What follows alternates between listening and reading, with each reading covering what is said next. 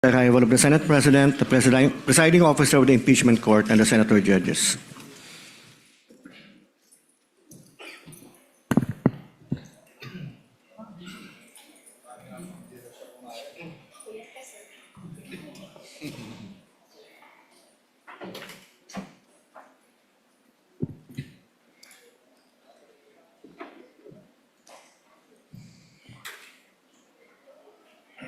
The Sergeant at Arms is directed to make a proclamation.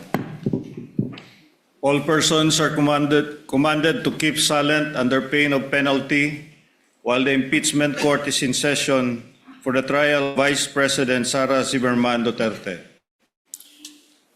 The impeachment trial of Vice President Sara Zimmerman Duterte is hereby called to order.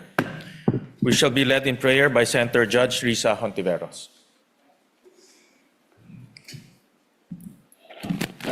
Sa ngalan ng Ama, ng Anak, ng Espiritu Santo. Amen.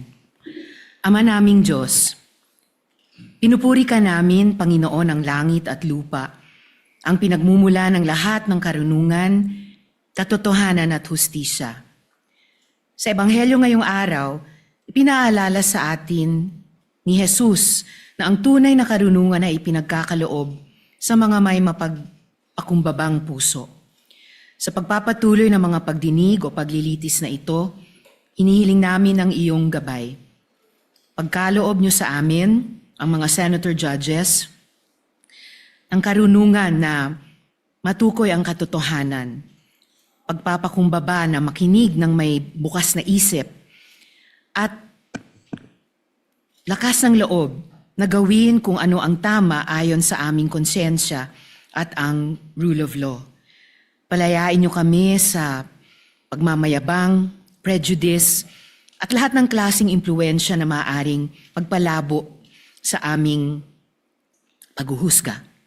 Naway manaig ang katotohanan, katarungan, at ang kabutihang panlahat sa bawat desisyong aming gagawin. Naway ang inyong espiritu ay gumabay sa amin na maglingkod ng may integridad, katapatan, at pagmamalasakit, laging sinasaisip na ang pinakamataas naming responsibilidad ay sa sambayan ng Pilipino at sa katotohanan. Hinihiling namin ang lahat ng ito sa pamamagitan ni Jesucristo. Amen. Sa ngalan ng Ama at ng Anak, ng Espiritu Santo. Amen.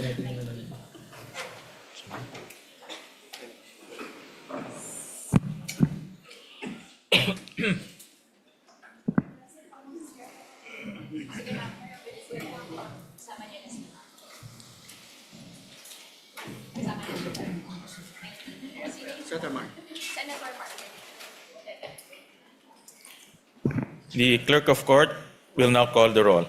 Roll call of members. The Honorable Senator Judge Aquino, Senator Judge Cayetano Alan, Senator Judge Cayetano Pia, Senator Judge De La Rosa, Senator Judge Ejercito, Senator Judge Estrada, Senator Judge Go, Senator Judge Ontiveros, Senator Judge Lacson, Senator Judge Lapid, Senator Judge Legarda, Senator Judge Marcoleta, Senator Judge Marcos, Senator Judge Padilla, Senator Judge Pangilinan, Senator Judge Soto III, Senator Judge Tulfo Erwin, Senator Judge Tulfo Rafi, Senator Judge Villanueva, Senator Judge Villar Camille, Senator Judge Villar Mark, Senator Judge Zubiri, the presiding officer, Senator Judge Escudero, Senate President Gatchalian.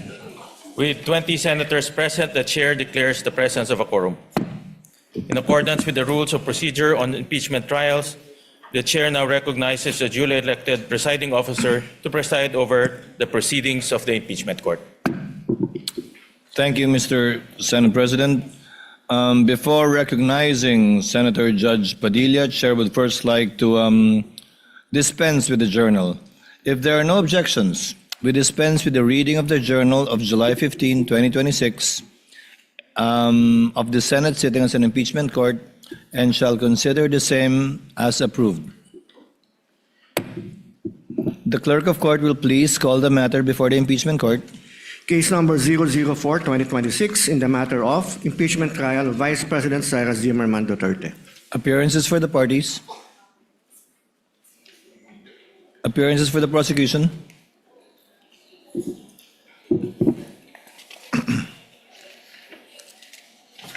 Good afternoon, Your Honors. Same appearance for the prosecution. We are ready, Your Honor. Appearances for the respondent. Good afternoon, Your Honor. Same appearance for the respondent accused. Thank you, Your Honor. Noted. Senator Judge Padilla, sir, what is your pleasure? Maraming salamat po sa ating tagapamahalang hukom at sa ating pong ginoong Pangulo. Nais ko lamang pong basahin ng napakaigsing manifestasyon po. The gentleman may proceed with his manifestation. Maraming salamat po. A'udhu billahi minash shaitanir rajim. Bismillahirrahmanirrahim. Alhamdulillah rabbil alamin. Aming mga kasama, ako po'y humihingi ng paumanhin sapagkat dito pong nakaraang linggo, lumabas po sa mga balita na may aligasyon na ako daw po ay hindi sumusunod sa batas. Ito po ay nakalulungkot para sa isang senador, sa isang senator judge, ang masabihan na hindi sumusunod sa batas. Samantalang nung tayo po ay merong mahal na saksi dito, pinaalala po natin sa kanya na harapin ang batas. Noong nakaraang linggo, ang atin pong kaibigan na ombudsman, ang sinabi po ng mahal na ombudsman na ako daw po ay hindi sumunod sa kanilang pasabi na mag-file ng aking counter affidavit. Nakakalungkot po ito sapagkat hindi po ito totoo. Inaamin ko po sa inyo kung ICC lang, hindi po talaga ako susunod. Hindi ako magpapasakop sa ICC. Pero dahil ginagalang ko po ang ombudsman, dahil siya po ay aking kaibigan na itinuturing, dahil nagkaroon na po kami ng napakahabang kwentuhan sa aking opisina nung siya po ay kalihim ng hustisya, nag-file po kami. Ito po, hawak ko po ang original. Dahil sa akin po, importante ang original. Ito po ang original, nakalagay po dito. Nag-file ako. Nakalulungkot po na pati ang media ay nakikisama sa ganitong klasing propaganda na ang isang senador ay hindi sumusunod sa batas. Isang senator judge. Ito po, maaari ko po kayong bigyan ng kopya, mga mahal kong kasama, para mapatunayan na hindi ko po kayo ilalagay sa kahihiyan. Ako po ay nag-submit ng aking counter affidavit. At ganun din po, humihiling din po ako sa aking mga kasama, lalong-lalo na po sa aking kaibigan, Ginoong Pangulo, na sa mga ganitong pagkakataon, hinihingi ko po na tulungan din po ninyo kami. Na maipaliwanag din po namin sa media na meron din po kaming mga pagkakataon na ipagtanggol din ang aming sarili at kami wag husgahang kagad na kami hindi sumusunod sa batas.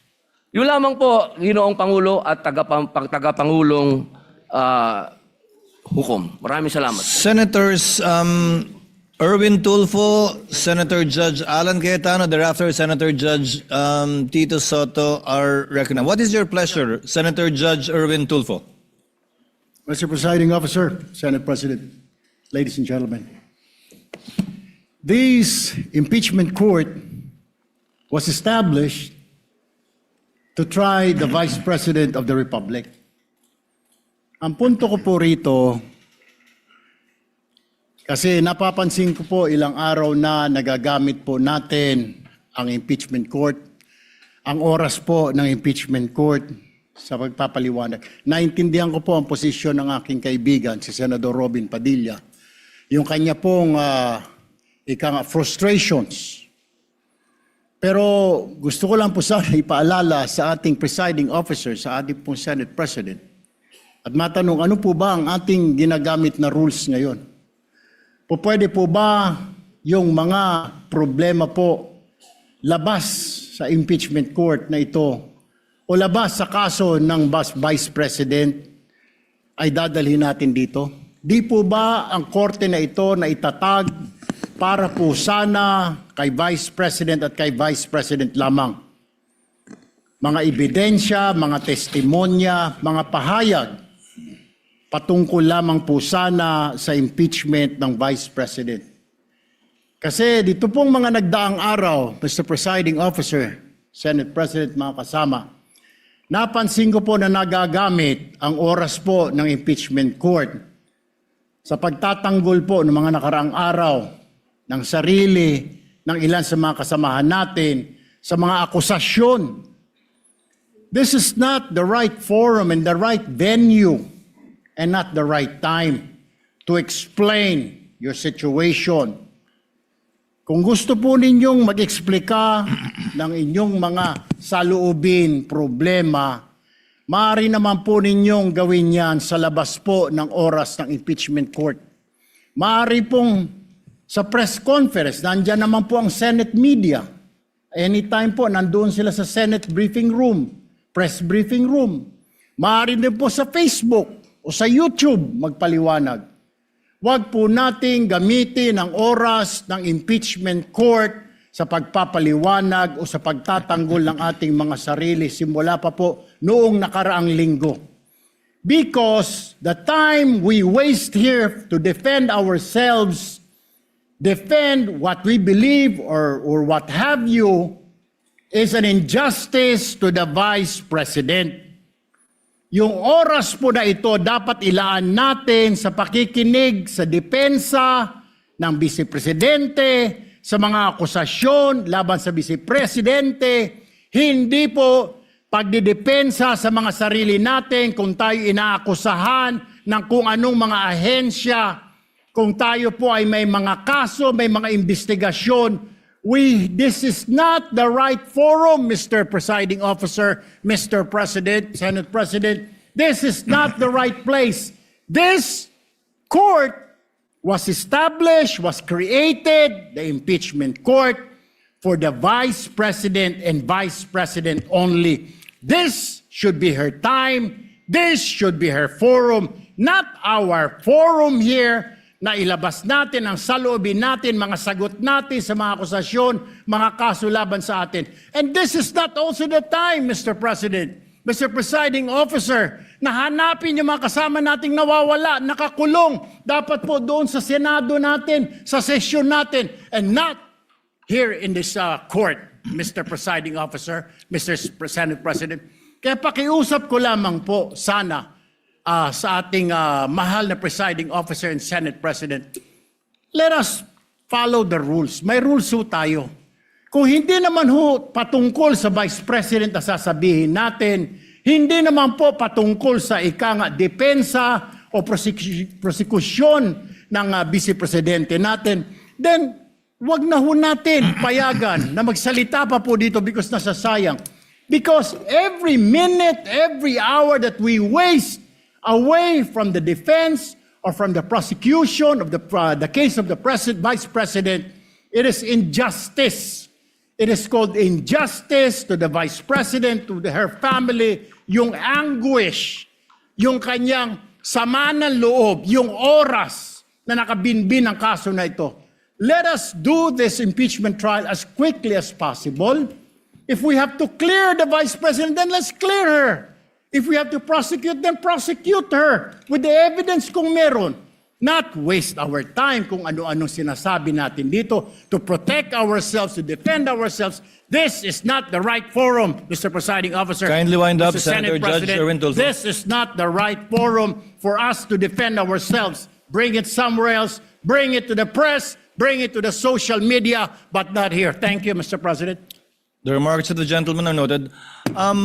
Earlier, Senator Judge Allen asked to be recognized. Are you yielding in favor of Senator Judge Padilla? And thereafter, Senator Judge Soto, thereafter, Senator Judge Thank you, Padilla, Mr. before the Presiding chair Officer. makes a ruling on the matter. Yes, Senator Judge Allen Cayetano is recognized. Thank you. I'm happy. You may proceed, sir. I'm happy I finally heard Senator Judge Erwin Tulfo is concerned about the justice or injustice to Vice President Sara. That's good news. Regarding the waste of time here, sabi ni Senator Joker Arroyo, it is useless to argue a legal point with a non-lawyer. When Senator Marcoleta brought that up here, nagkaroon ng commotion. Senator Miriam stood up here many times and said, kaya ka nga nagpo 4 years na law school at nagbabar. So let me give my own interpretation. The impeachment court is formed with lawyers and non-lawyers. And we interact, and it's for everyone, and we're equal. But if there's an engineer here or a doctor, and they talk about medical principles, I have to either study and argue on medical principles. Hindi ko pwedeng sabihin, hindi, ganito lang yan, logic lang yan, etc. Di ba? So, ang legal principle natin today is simple, integrity ng court. So, allow me to mention that to the people and help educate my colleague here. The integrity of the court and the justices or judges is always relevant. So if the Supreme Court or COMELEC, Court of Tax Appeals, Sandigan Bayan is being heard and the judges are being threatened, you give them time. So we cannot take the impeachment out of context. May nangyayaring flood control scandal, may nangyayaring gulo sa Team Unity na hindi na united ngayon.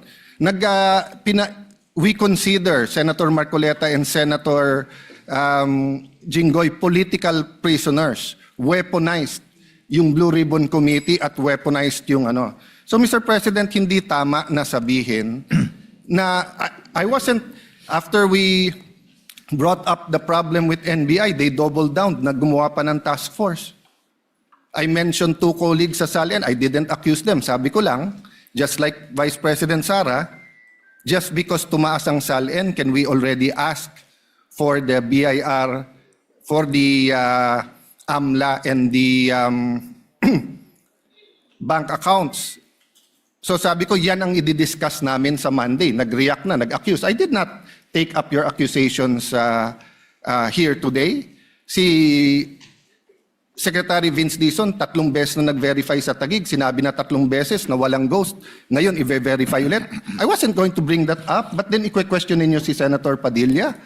It was all over the news na hindi niya inintindi or he snubbed the ombudsman. I was going to stand up before Senator Erwin stood up just to say, may registered mail. So nung una pa lang, 5 minutes si Senator Tulfo, so I'll take the 5 minutes also if you don't mind. The gentleman may proceed and Yes. kindly be mindful of the time. Yes, I will now. So I'm just saying, Senator Padilla just stood up to say, sumusunod siya sa batas. Tapos, kaya humaba to, dahil nga, hindi importante ata dito yung integrity ng judge. Lastly, kaya sinabi kong it's useless to argue a legal point. Ilang beses ko na narinig dito. It's our job to clear or prosecute the Vice President. Hindi po.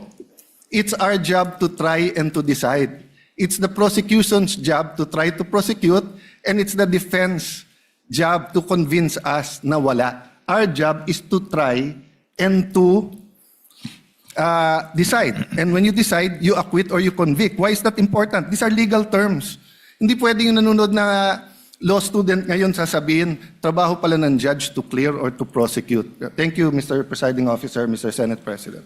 Thank you, Senator Judge Alan Cayetano. His remarks are noted. Senator Judge Soto, thereafter, Senator Judge Padilla, thereafter, the presiding officer shall make a ruling. You may proceed, sir. You have 2 minutes. Yeah, thank you, Mr. President, the presiding officer. I do not have 4 years of law, but I have 29 years of lawmaking. And I move that the manifestations of that we have heard be referred to the Senate proper. We will act on it at the proper time, Your Honor. Thank you. Your remarks are noted. Senator Judge Padilla is recognized. You may proceed, sir. You have 2 minutes. Maraming salamat po, aming tagapamahalang hukom. Ito pong kasuotan natin sa mga oras na ito, hindi lamang po ito nire-represent ang impeachment ng ating pangalawang Pangulo. ang nire-represent po nito ay ating karapatan bilang mga Pilipino at unang-una na ang due process. Ito po yun ang ibig sabihin. Kaya ikaw ay pangalawang Pangulo, ikaw ang Pangulo, ikaw ay Senator Judge, ikaw ay magsasaka, ikaw ay mangingisda, kailangan may due process. Yung pong nangyari sa akin, na ako po ay nahusgahan na kaagad bilang Senator Judge, ang pinaglalaban po natin integridad ng korte na ito at ng mga Senator Judge. Kaya sana po wag nating kalimutan na ang bawat Pilipino ay may karapatan, lalong-lalo na sa usapin na ikaw, ako, sa oras na ito, ay Senator Judge. Yun lamang po, napakaiksi lang. Due process, mga mahal kong kaibigan, mga mahal kong kababayan, maging prosecution, maging defense, sa ating lahat, wag nating kalimutan, pantay-pantay tayo sa batas. Maraming salamat po. Senator Judge Pangilinan, what is your pleasure, sir? Yes, just a very quick manifestation, Mr. Presiding Officer. Earlier, former Senate President Soto moved that these matters be referred to the Senate. This is precedent, actually. During the Estrada impeachment trial, the father of Senator Cayetano Alan, Senator Rene Cayetano, made a manifestation regarding a case that was supposedly being prepared, a criminal case to be filed against him. It was raised in the impeachment court, but ultimately the impeachment court agreed that the manifestation was referred to the Senate as a legislative body. So there is precedent for this. Yes, the court allowed then Senator Rene Cayetano to make his manifestation, but eventually it was resolved that the matter be referred to the Senate as a legislative body. So we share. We move for the previous. Yes, we move. We call for the previous question, Mr. President. Senator Judge Cayetano? I think the presiding officer ruled that we will take it up later on, but if Senator Judge Pangilinan will insist, then I have to object on a point of order. Rule 6 says, the last part, the provisions of the rules of the Senate and the revised rules of court shall apply suppletory whenever applicable.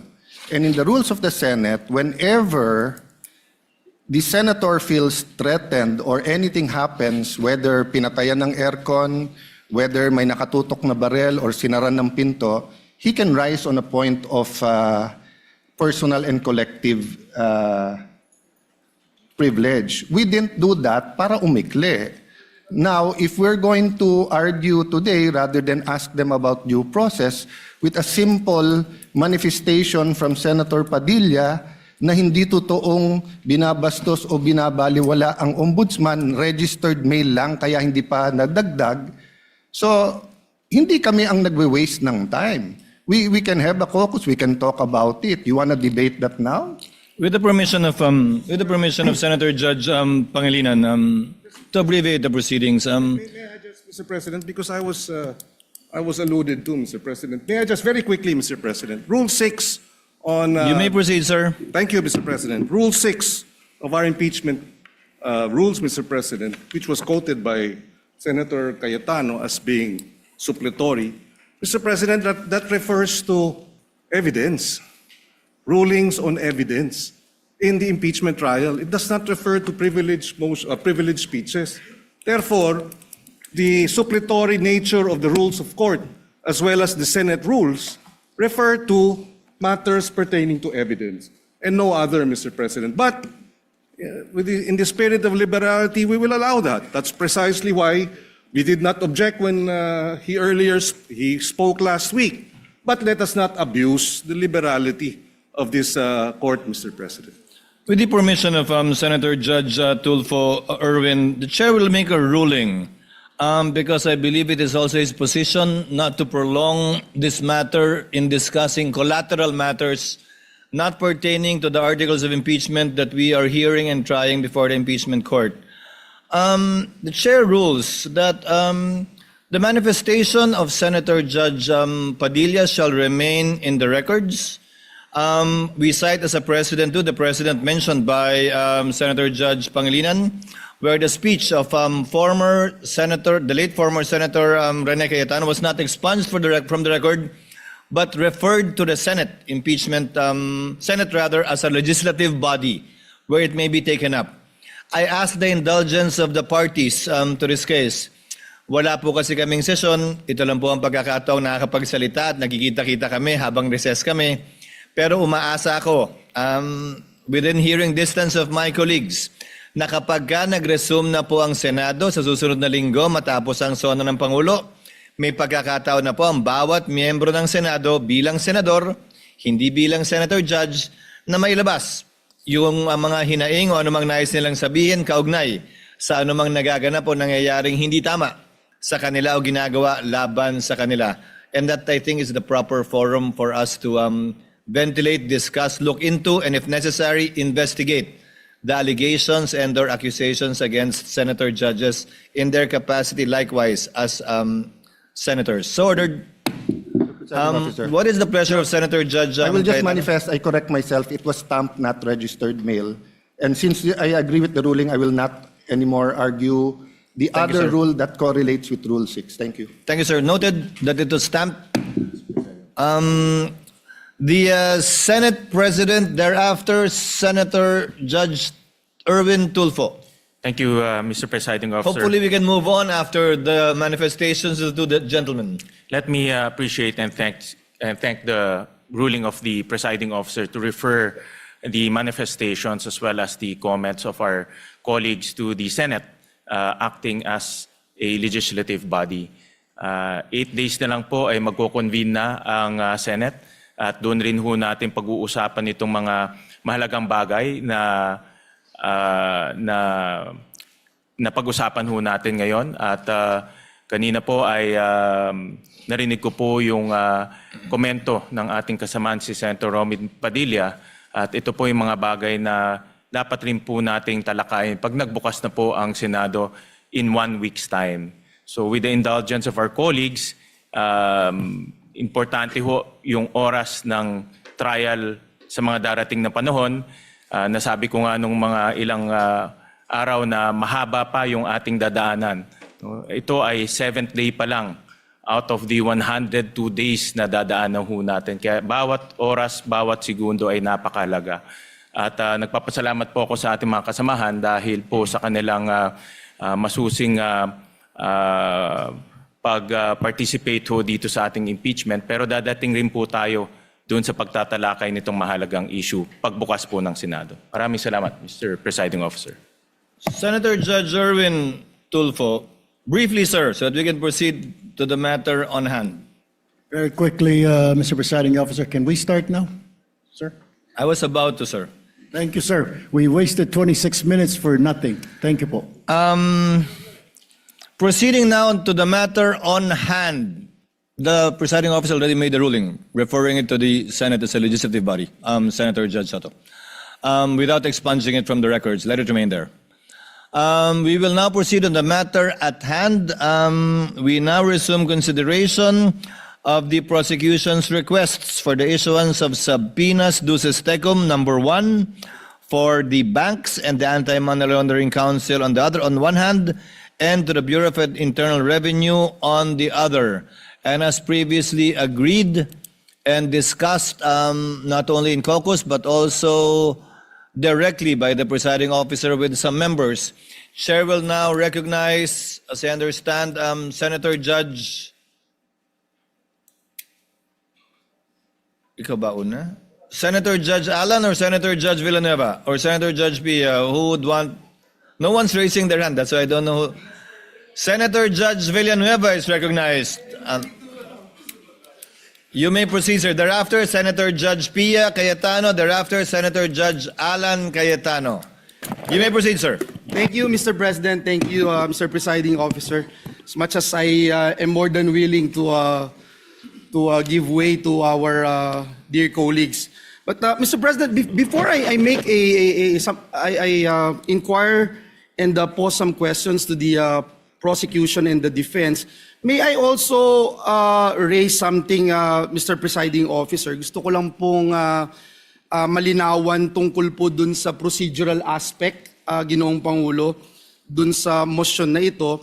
Kasi sa regular courts, hindi naman po unusual na ang isa pong motion ay i-grant in part at i-deny in part. Depende po sa legal and factual basis ng bawat relief na hinihingi po, Ginoong Pangulo. So, pwede ko po bang malinawan lang, Mr. Presiding Officer, tama po bang sabihin ganun din yung kapangyarihan ng ating impeachment court? Maaari po ba na suriin ang bawat hinihinging sabina ng magkahiwalay at magpasya po batay sa legal at factual basis ng bawat isa sa halip po na tratuhin ang buong motion bilang isang all or nothing proposition? Tatratuhin ng hukumang ito bilang nag-iisang motion ang tag-isang motion na inihain ng prosecution. They only filed 2 motions, Senator Judge Villanueva, and the court will act on these 2 motions separately, regardless of the number of issues or sub-issues underneath each motion. The reason is simple. Because the court should be a passive body. By amending the motion into several parts and voting on it separately, we are essentially acting as if we were one of the parties. In voting for or against the grant of the motion, we should take into consideration all of the factors that may be raised for or against it. And it may be cited by the Senator Judge in explaining his vote or voting for or against it. Pangalawa po, bilang mga hukom, hindi tayo pwedeng masyadong aktibong makilahok sa paraan ng mga motion which is essentially a relief being asked for by a party sa pamamagitan ng paghahati ng mga motion na yan para pagbotohan ng hiwa-hiwalay. And there is precedent insofar as this position taken by the presiding officer is concerned. In the impeachment of the former Chief Justice, late former Chief Justice Corona, where then Senate President, presiding officer Enrile ruled that the ruling of the chair on motions are indivisible and may only be appealed in toto and not in part. Thank you, Mr. Presiding Officer. And it's clear to me now, despite the fact, Mr. Presiding Officer, Your Honors, that if there would come a time na, for example, sa isang sabina, may sinasabina na sa asawa o sa korporasyon na hindi naman relevant at material doon sa kaso, yun lang po, Ginoong Pangulo, ang ating nagiging reservation tungkol po dito. Ngunit naging malinaw po sa akin na magiging isang desisyon lamang doon sa dalawang motion na inihain. Tag-isang desisyon kada motion, pero pwede, gaya ng nasabi ng kagagalang-galang na hukom na senador, na pwedeng hindi ibigay yung lahat ng korteng ito. Pwedeng iba lamang, parte lamang, at hindi eksakto ng hiningi niya. Pero yun ang pagpapasyan bilang isang nag-iisang motion. Marami pong salamat. Naging mas malinaw po sa kinatawan na ito ang ruling ng ating presiding officer. May I start raising some questions, Mr. President, Mr. Presiding Officer, to the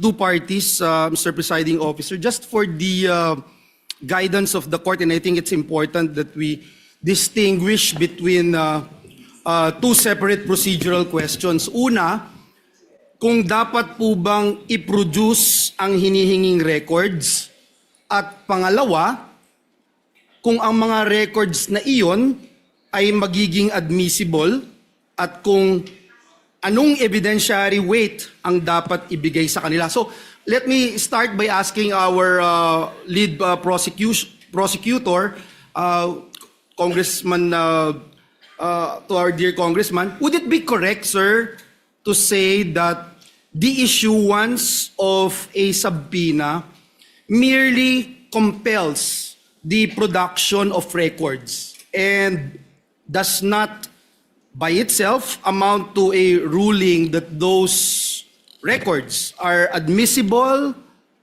relevant or entitled to evidentiary weight, Your Honor. Before the member of the panel for prosecutors answers, he's not the lead prosecutor. The sorry. question is addressed to the Honorable Representative Chel Jokno, who is a member of who is part of the panel of prosecutors who will be answering your questions.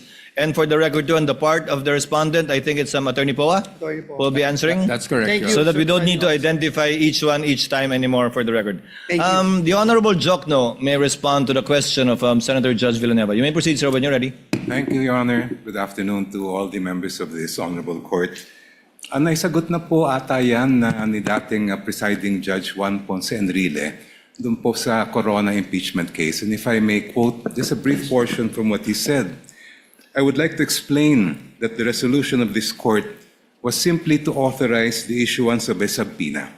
And whether those evidence subpoenaed are admissible evidence, given the fact that they apparently appeared in violation of existing laws, is a question that must be resolved in due course. So ang ibig po sabihin, ang hiling lang po ng prosecution ay may labas ang ebidensya, pero wala pa po tayo dun sa punto kung tatanggapin ba nitong hukuman ang evidence na yun, kung siya po ay admissible o hindi.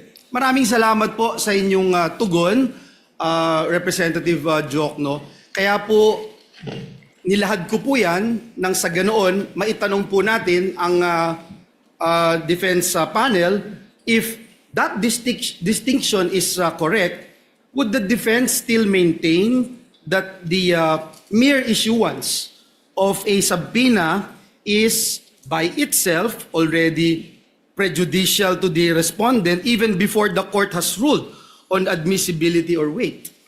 Yes, Your Honor. Good afternoon, Honorable Senator Judges. Yes, while we agree with the position of the prosecution na hindi pa naman pinag-uusapan ang admissibility sa puntong ito, what we are questioning is really yung subpoena mismo po. Dahil sa ating pananaw, ang isang subpoena, at hindi lang sa ating pananaw, but even under jurisprudence, meron pong requirements bago tayo makapag-issue ng subpoena para maging valid yung subpoena na yon. At yun po yung napag-usapan natin nung nakarang linggo na definiteness and relevance. Ngayon, yung twin requirements na yon para po sa pananaw ng depensa ay lacking in this case. And that is why we maintain our position as regards opposing itong request ng prosecution sa pag-issue ng subpoena. Well, at least malinaw po, ang pag-issue ng subpoena, not necessarily opening of records, una. Pangalawa, to be presented in court. At pangatlo, to be admitted as evidence by this court. Before I go dun sa requirements, let me ask the panel of prosecutors, si Representative Jokno, dun po sa pananaw ng depensa on alleged fishing expedition, just for the guidance of Senator judges, this representation would like to clarify one procedural matter. We understand that the concern raised by the defense that the subpoena may be overly broad. And at the same time, we also recognize that the court has a duty naman to determine whether the records being sought are sufficiently relevant and material to the issues before us. So, Representative Jokno, maaari po ba ninyong ipaliwanag kung paano ninyo tiniyak na ang hinihinging mga records ay hindi po simpleng paghahanap lamang ng posibleng ebidensya o tinatawag na fishing expedition, kundi ito po ay mga partikular na dokumento na sa tingin po ninyo ay meron pong malinaw at direktang kaugnayan dito po sa mga articles of impeachment. Thank you, Your Honor. Ang hinihiling po namin sa mga subpoena ay kaugnay sa Article 2, which involves charges of unexplained wealth. Kung titingnan po natin yung mga jurisprudence pagdating sa unexplained wealth, klarong-klaro po na sinabi mismo ng Korte Suprema na kailangan makita yung buong larawan, hindi lamang po ng mga salin na final ng isang lingkod bayan, kung hindi lahat ng kanyang kinita, both what we would call lawful and, if there is, illegitimate income. Ang salin po kasi ay parang snapshot lang po yan, year-end kung ano yung mga assets, liabilities, and net worth ng isang government official. Ang ITR din po ay parang short video lang po yan ng mga transaksyon ng isang taxpayer sa kabuuan ng taon na yon. Makikita lang po natin yung buong larawan pag nailabas natin ang mga bank records. Kasi doon po yung day-to-day na lumabas at pumasok sa isang account ay mabubuo po natin. And in fact, in the case of DOF RIPS versus Merencilia, ito lang pong portion ang babasahin ko. Sabing ganun ng Supreme Court, the failure of the complainant to take into consideration respondent Rafael's net worth from the time he entered government service and the failure to take into consideration all of his possible sources of income in relation to his real and personal properties do not support the conclusion that he has unexplained wealth, considering that his true net worth was not determined. Ito po ay sabi ng Supreme Court, Ombudsman, hindi nyo nagawa yung inyong trabaho. Kaya ayaw po namin tumulad sa nangyari kay Ombudsman dito sa kasong ito. We want to see the entire picture. Kaya po namin hinihingi yung BIR records, pati yung mga bank records, and even the Anti-Money Laundering Council records para makita po natin yung buong story as far as both the assets, liabilities, and net worth are concerned, and the lawful, and if there is unlawful income acquired by the respondent. Last question no, sa prosecution. No? Sir, binanggit po kanina nung defense panel yung requirements which should be relevant and specific, and kinikilala po natin dito sa korte na yung subpoena is an important tool na available po dito sa impeachment court in the search for truth. Pero kinikilala din po natin na ang mga records na ating hinihingi ay may tinatawag na statutory protection under our laws. Now in this regard, Your Honor, bago po ninyo hiniling ang compulsory production ng mga confidential records na ito, may we know what led the prosecution to conclude that the issuance of subpoena is the least intrusive and most appropriate means of obtaining the information sought? In other words, Your Honor, paano po ninyo masasabi na itong subpoena is not only relevant but also necessary and proportionate under these circumstances? Ang subpoena po ang tanging paraan para makuha ng initong hukuman ang mga kinakailangan po natin na datos at impormasyon at dokumento. At hindi naman po siya intrusive dahil tulad na nabanggit ko po kanina, ay hindi pa naman ito question ng admissibility. Ang kailangan lang ay ma-produce sa korte yung mga dokumentong hinihingi. The issue of admissibility will come later, and the defense will have sufficient opportunity to object and to oppose. Ngayon po, as far as the particular records that we are requesting are concerned, ito ay nakabatay nga sa nabanggit ko pong desisyon ng Supreme Court na pag tinitingnan natin ang issue ng unexplained wealth, hindi lang po pwedeng snapshot ang titingnan natin. Kailangan mula sa unang araw ng paglingkod ng isang lingkod bayan, yung kanyang final na salin, lahat ng mga kinita niya, ay makita natin. And that will be shown both by the bank records that we are requesting to be produced, as well as the BIR and tax records that we are requesting. Thank you. Thank you very much. Sa depensa po, binanggit niyo ho kanina yung relevance, and if I recall it right, last week, the good gentleman, Attorney Powa, made mention about the questions on confidentiality, sir, no? And this representation would like to better understand the legal basis of the defense position on confidentiality. We recognize that the law places a premium on protecting confidential information. At the same time, we are also dealing with a request made in the course of a constitutional proceeding. before this impeachment court. At bilang mga senator judges, it's our constitutional duty to try and decide on impeachment cases.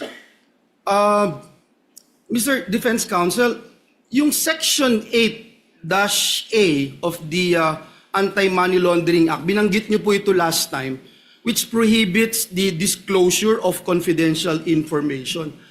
How should this apply to records sought through a subpoena issued by the impeachment court? Because as I read, Your Honor, Section 8-A, it imposes confidentiality, but it does not expressly create an absolute privilege against the subpoena.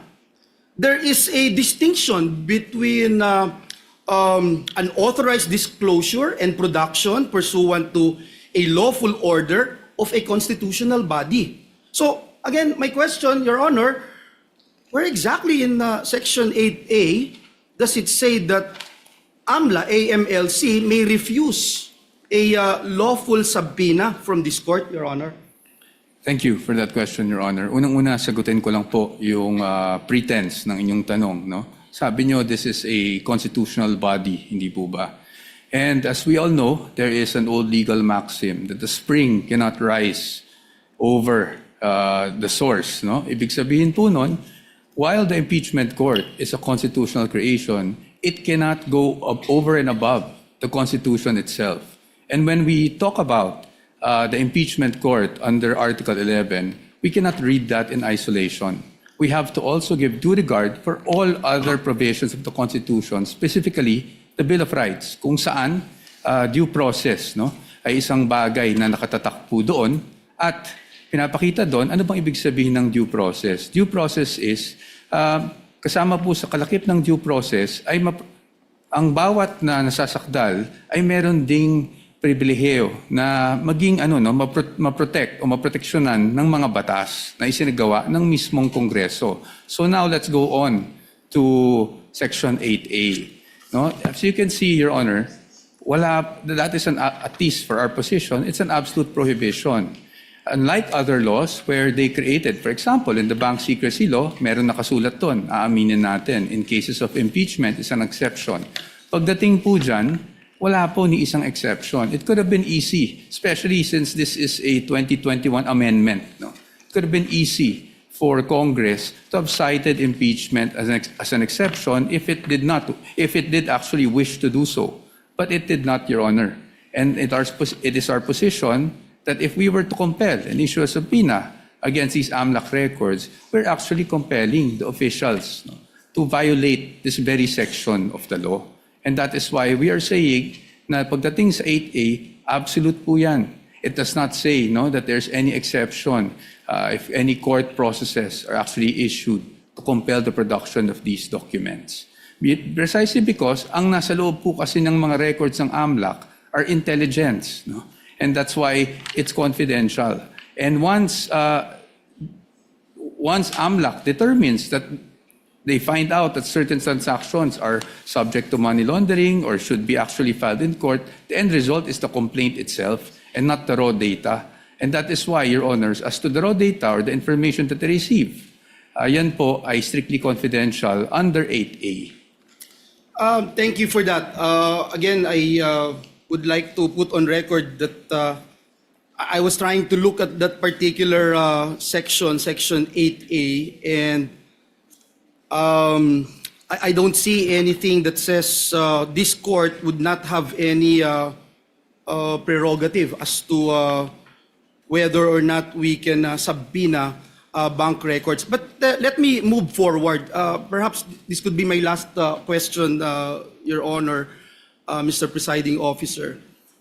The Constitution recognizes two equally important principles: confidentiality on one hand, and the freedom of information. It promotes transparency and public accountability on the other. So, Attorney Powa, gusto ko lang pong malinawan for the benefit of this representation and our dear colleagues here, being senator judges, may legal distinction po ba between disclosure of information to the general public and the limited production of records solely to this impeachment court in the exercise of its constitutional function? Because we understand that the principle of freedom of information is rooted in transparency and public accountability, especially po when the conduct of a public officer is under constitutional scrutiny. Now, if confidentiality is the concern, would you agree, Attorney Powa, that this impeachment court can impose safeguards on the use and disclosure of the records? Kung maaari naman po na magpatupad ang impeachment court ng sapat po na safeguards upang mapanatili ang confidentiality ng mga records, bakit po dapat maging hadlang ang confidentiality sa isang impeachment court upang suriin ang mga impormasyon na maaari nga pong may kinalaman sa mga isyung nararapat nitong resolbahin bilang isang impeachment court? Para sa atin po, no, kung ano man pong hakbang ang pwede o hindi pwedeng gawin ng isang impeachment court tulad ng nasa harap natin na ngayon, it must be confined to the limits imposed by the Constitution and the laws. No? So kahit sabihin po natin, we are not against transparency. I just want to make that clear, Your Honors. We are not against accountability. But again, as I've mentioned last week, hindi naman porket po that we are all looking for accountability ay transparency, ay isasantabi na lang po natin kung ano ang mga karapatan, hindi lang para sa impeachable officer, pero para kahit sinong Pilipino na nakasaad sa batas, including absolute confidentiality in terms of AMLC reports, which we are pointing to. So para po sa atin, nakikita ko yung punto po ng ating hukom, no, na paano kung mag-impose na lang tayo ng certain conditions. However, Your Honors, those certain conditions may be allowed for other records, pero pagdating sa AMLC po, absolute po kasi yung prohibition. And if we were to amend or at least suspend the provision of 8A, then it is as if this honorable court is actually doing some sort of judicial legislation, no? Because we are technically suspending this law for a specific person na hindi natin pwedeng gawin sa iba. That is why, ang sa akin lang po, ang sa amin, sa punto ng depensa, is paano po yun? Meron po bang instances na papayagan na lang natin, isang tabi natin yung batas, at merong instances na hindi?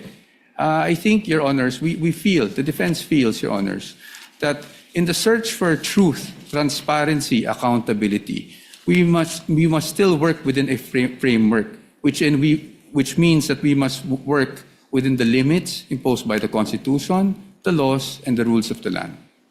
Yun lang po, Your Honor. Salamat po, Attorney. Mr. Presiding Officer, just a few seconds, just to put on record, ang Senado po ay nasa plenaryo na po yung proposed Bright Act natin na maraming sumuportang mga kasamahan natin. And ito kasama po dito yung amendments to AMLA to put in black and white the circumstances under which bank records, financial transactions may be lawfully accessed by competent authorities, subject always, of course, Mr. President, to appropriate safeguards and due process. So gusto ko lang pong banggitin that indeed confidentiality is an important legal protection, pero hindi din po ito dapat maging dahilan naman para manatiling mailap po ang pananagutan. Ang mabuting batas ay kayang pangalagaan ang privacy nang hindi po nasasakripisyo ang accountability. Our laws must be able to protect both, Mr. President, Mr. Presiding Officer. Maraming salamat po, Ginoong Pangulo. Maraming salamat po, our counsel. Thank you. Thank you, Senator Judge Villanueva. Your remarks and responses thereto are duly noted and entered into the records. Senator Judge Pia Cayetano is next, I believe. You may proceed, ma'am, when you're ready.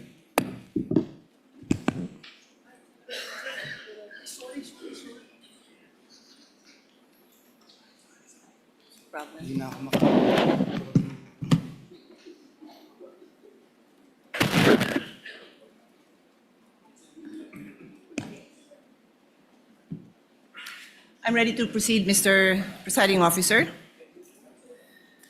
I'd like to start this discussion with a question that hopefully will allow our kababayans who are watching, listening, to understand this situation. Of course, I pose it also to the parties. If the government had in mind that there's a business, and of course, a particular businessman or businesswoman who is violating a lot of laws pertaining to the operation of their business, be it customs law, BIR, regulations, can they just proceed and pwede ba silang basta na lang mag-request ng dokumento o mag-file ng kaso na requiring the businessman and the corporation to produce those documents? Pwede ba?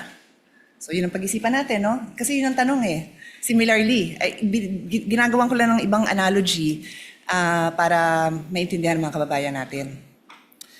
So this is the essence, dear colleagues, parties, of the principle of due process. This is ingrained in our Constitution. Totoo po na may karapatan ang gobyerno at obligasyon ng gobyernong patakbuhin ng maayos ang gobyerno, but it is always with due respect to the rights of every individual Filipino. That is the right to life, liberty, and property. So bago mo sagasaan yung right to life, liberty, and property, siguraduhin mo lang na may basehan ka. Yun lang naman ang sabi. So of course, ako, gusto ko talaga na maayos ang patakbo ng gobyerno para if somebody's life is also in danger, then government has to step up and prevent somebody's liberty. Kasi nga, sinasagasaan niya yung life and liberty ng ibang tao. So it's a balance. No? I think we can all agree it's a balance. So I want to go straight into a landmark case and I will ask both parties for their legal opinions on it kasi it is a legal proceeding. Pero gawin nyo lang simple para hindi masyado complicated para sa mga nakikinig sa atin.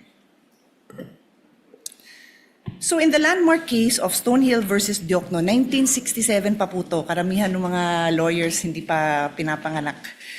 The importance of due process was highlighted and the Supreme Court discussed 2 points.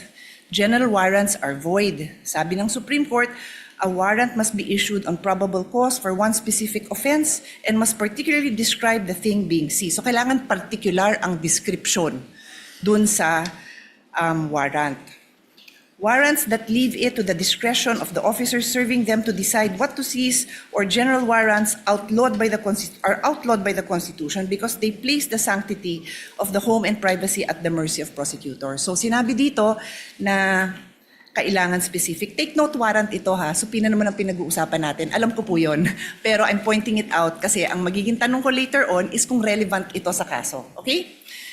The other principle that was established in Stonehill versus Diokno was the exclusionary rule.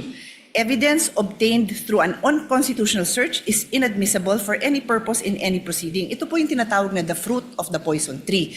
Pag nakuha mo yung information dun sa bawal na paraan, kung ano yung information mo, bawal ipakita yon. And this is where I need to get guidance from the presiding officer.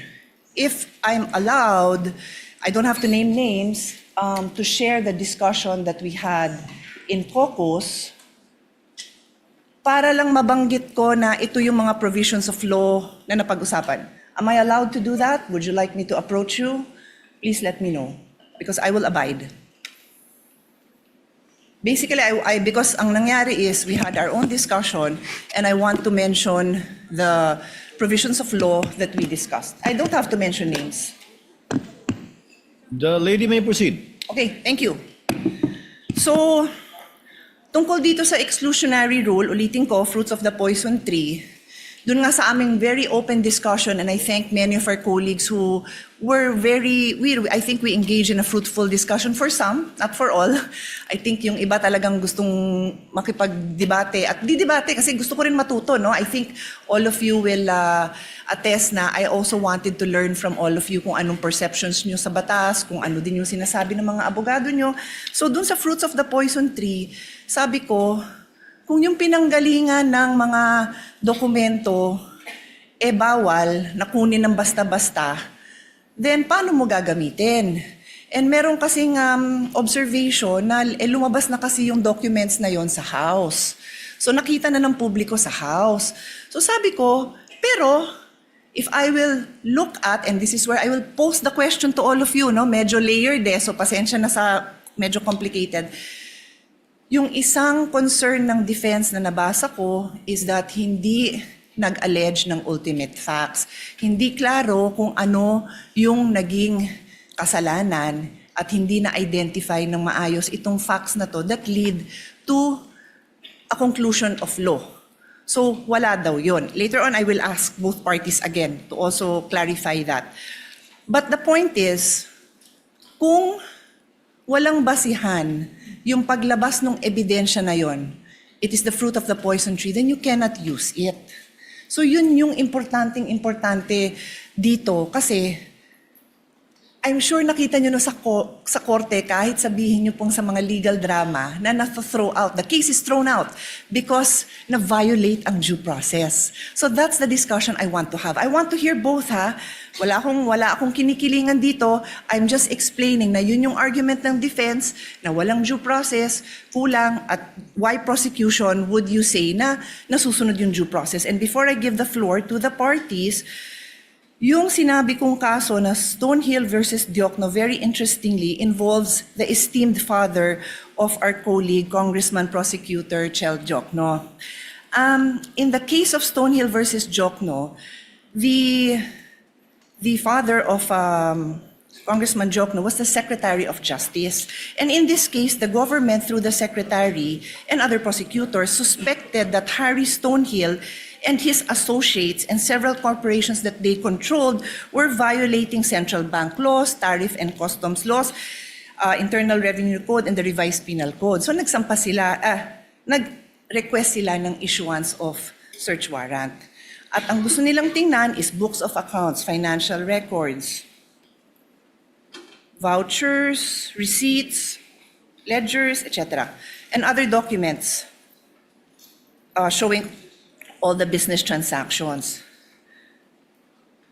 Stonehill and the other petitioners filed a petition before the Supreme Court arguing that the search warrants were general warrants because they did not particularly describe the things to be seized. So, general pa pala yun. Books of accounts, financial records, receipts. General pa pala yun. And the Supreme Court ruled that indeed, general warrants are void. Warrants must be based on probable cause. Nasabi ko na yun, ano? And then the case also adopted the exclusionary rule, holding that evidence seized under an unconstitutional warrant is inadmissible. So, I now pose my questions. Applicable po ba ang kaso na ito, Hill versus Diokno, as far as the prosecution is concerned, and then also for the defense, applicable? Take note, I've read most of the pleadings, well, all of the pleadings, mahahaba sila. I kinda know your answer, but sa dami, I like to hear it again, and I think, of course, karamihan ng kababayan natin did not read it. So explain natin sa kanila, because this is a landmark case. Kung ikaw ay law student na magbabar, ito yung mga kasong titingnan mo. So malay mo, matanong yan sa bar. So nakatulong man lang tayo dun sa mga bar students na maliwanagan sila. Baka mamaya trick question to. Is it applicable or not? That is my question. I will sit down and then I will come back for my next. Thank you. Thank you, Your Honor. If I may be recognized. The member of the panel of prosecutors may proceed to give his answer. Thereafter, the counsel for respondent may do so as well. Iba po ang konteksto ng search warrant na naging main issue sa Stonehill versus Diokno. Sa konteksto po natin na subpoena ang pinag-uusapan. Ang search warrant po, ang governing law po dyan ay nasa Bill of Rights natin, Article 3, Section 3. At kaya siya nandun dahil very invasive po ang search warrant. Pag ang isang judge ay nag-issue ng search warrant, pwedeng pasukin yung opisina o yung bahay ng person involved, pwedeng halongkatin yung lahat ng mga gamit niya doon sa kanyang opisina o sa kanyang bahay. Kaya po naglagay ng maraming limitasyon ang ating konstitusyon dahil marami ng pang-aabuso, marami ng mga halimbawa ng pang-aabuso na nangyari kahit noon pa. Iba po ang pinag-uusapan natin ngayon. Ang pinag-uusapan natin ngayon ay subpoena. Hindi po ito license to enter an office or to search any place. Ito po ay mismong humihiling lang ng mga dokumentong nakasulat sa loob ng subpoena. Therefore, the contexts are very different. When we speak of a search warrant, I do agree there should be very specific limitations on how that warrant can be enforced. Pagdating naman po sa subpoena, meron din po yan, but that is not governed by the Constitution. It's governed by Rule 21 of the Rules of Civil Procedure, which basically provide that for a subpoena to be valid, it must be relevant and it must be definite. Ibig po sa relevance ay may kinalaman na may kaugnayan yan sa mga kailangan patunayan ng mga facts. At pagdating naman sa definiteness ay klaro kung anong mga iba't ibang dokumento ang hinihingi. In our case, we respectfully submit, Your Honors, that we have met both the standards of relevance and materiality. The BIR records, the bank records, and the records of the Anti-Money Laundering Council are relevant to the facts in issue pertaining to the charges of unexplained wealth. Hindi po natin malalaman kung talagang merong unexplained wealth ang Vice President kung hindi natin mabubuksan yung kanyang mga bank records, kung hindi rin natin makikita at mailalatag ang anti-money laundering at PIR records po nila. And insofar as definiteness is concerned, we have specified the particular documents that we are requesting, and we have included as well an explanation of why those are important. Kaya sa aming pananaw po ay we have satisfied the requirements for a subpoena do sestecum. Thank you. Mr. Presiding Officer, before we recognize the defense, just a quick follow-up question. Hindi ko may lapit eh. Bigyan ko ng time na bulungan muna siya ng kasama. I'm sorry. Okay na kayo? No, it's okay. Senator Judge Pia, would you like the counsel for respondent to answer? Not yet, Mr. Not yet. My Okay. request was if Okay. I'll just ask a follow-up question. You may proceed, Thank ma'am. you. Thank you for that. I appreciate His Honor's response. May I simply point out, and again, please give me your explanation. Tama ho yung pagkabanggit nyo na yung nature ng search warrant very invasionary, di ba? Because it requires that pasukin yung bahay, halughugin yung gamit. Pero hindi kaya invasive din yung paghalughog ng records? Is that not extremely parallel? I mean, is it not very similar in the sense that what is being questioned now are the very essence of somebody's savings, earnings. So, which we have to agree. I think there's no doubt that that is protected. But in fact, His Honor is saying that it would fall under the police power. So, imbis na papasukin mo sa bahay na nandun yung mga dokumento, you will do the same by asking these agencies, whether it is the BIR, the banks, or AMLA, to now reveal these documents. So that's my question. Is it in the prosecution's, is it the point of view of the prosecution na iba yun? Hindi ba invasive yun? Kayo gumamit ng word na invasionary, no, but I'll use invasive, I think. Yeah. Anyway, please answer, and then we'll give the floor to the defense, Mr. Presiding Officer. Counsel for the panel for prosecutors may Thank you, Your answer as he pleases. Yung pong search warrant, kung ano man ang makuhang ebidensya doon, ay direktang binibigay po yun sa court, and that is now considered as evidence by the court that issued the search warrant. Iba po ang subpoena, dahil pag naglabas ang isang hukuman ng subpoena, itong mga records ay hindi po siya considered yet as evidence.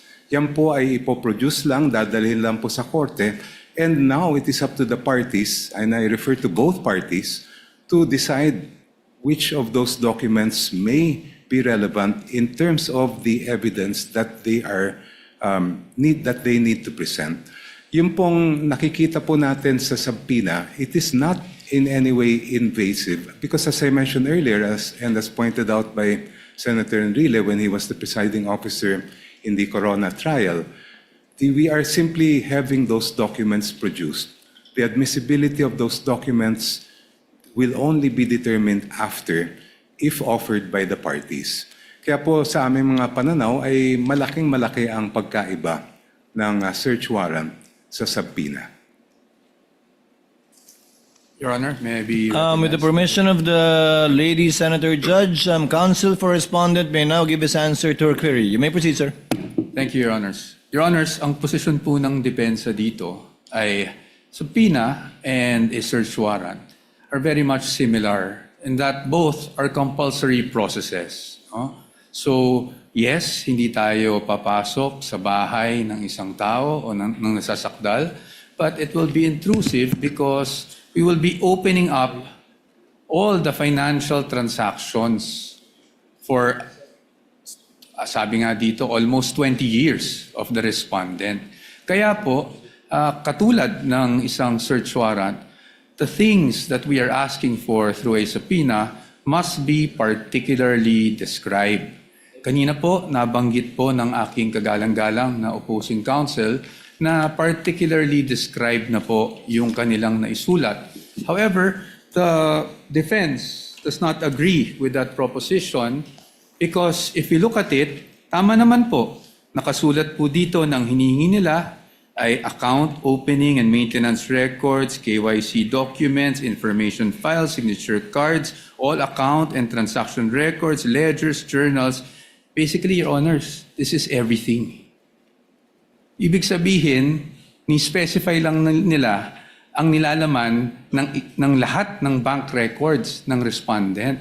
So in our view, Your Honors, while they took pains to specify each and every document, the truth of the matter is they're asking for everything. Ngayon, pagdating sa subpoena, and even in the case they cited, yung Rocco versus Contreras, no? Nakasulat po doon that for a subpoena to be validly issued, when we talk about particularly describing yung kung ano yung hinihingi, it has to be evidence that is both relevant and material.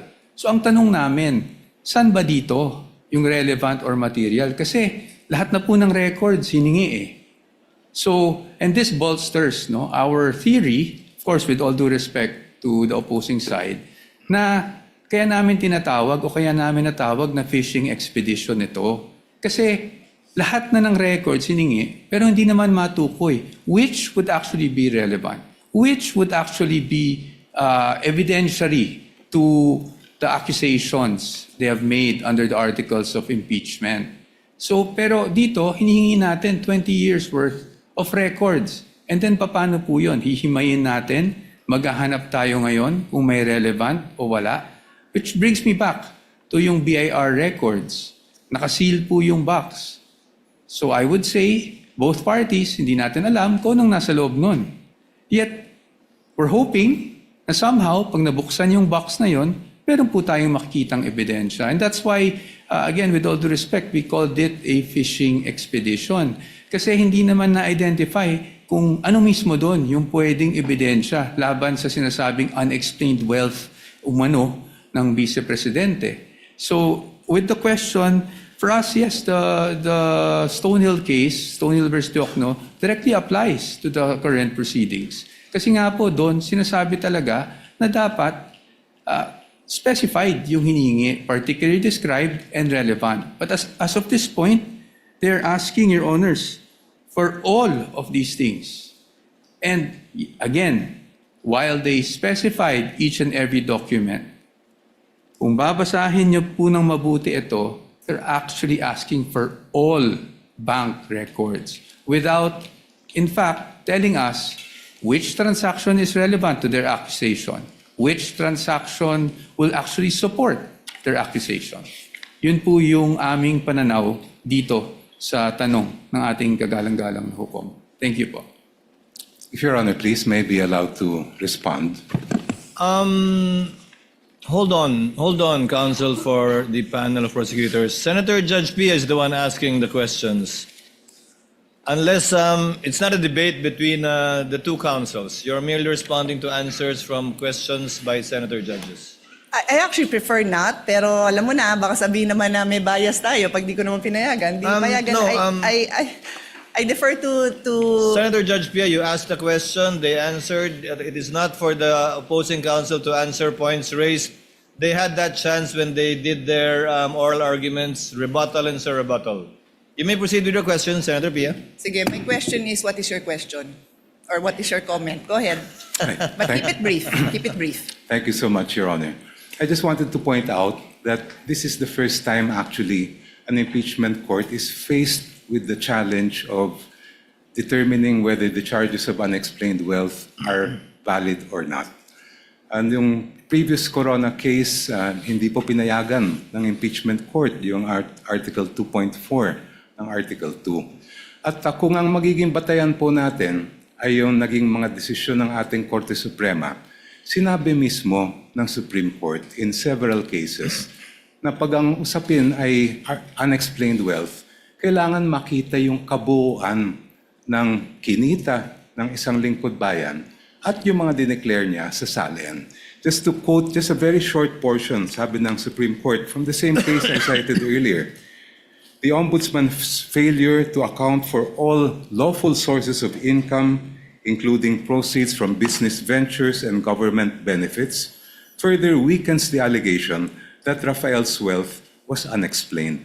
The incomplete assessment disregarded his accumulated assets over decades of public service, making it impossible to determine whether his property acquisitions exceed his legitimate financial capacity, end quote. Hindi lang naman po dito sa harapan nitong hukom na ginagawa yung pagtingin sa kabuuan ng isang lingkod bayan. The Supreme Court has done it in this case where they looked at decades of the financial records of the person charged with unexplained wealth, and it has also happened in the cases of Rabusa and Ligot, which were decided recently by the Honorable Court. Thank you. Your Honor, may I at least be given just 1 minute to respond to that, Your Honors? But of course, I will submit to the pleasure of Your Honor. Of course, I yield. Of course, I yield. The same opportunity, I'm assuming. Yes, Your Honors. Again, hindi ko po tinutuligsa o ino-oppose yung mga na-mention na case ng aking distinguished opposing counsel. However, those cases do not involve impeachment. And why is that relevant? Because in impeachment, as we have said, merong allegation ng unexplained wealth pero wala naman pong nakasuporta na mga documents para makita natin ano ba yung basis na naging aligasyon. Pangalawa po, again in impeachment, according to the case of Duterte versus House of Representatives, meron po tayong tinitingnan kung ano ba talaga ang impeachable offense. At yun po ay again, offenses or acts or omissions committed while the public officer is occupying the impeachable office and in relation to such office. That enough, Your Honors, is very clear under the decision. That is all, Your Honors. Thank you, Counsel for Respondent. Senator Judge Pia, may proceed.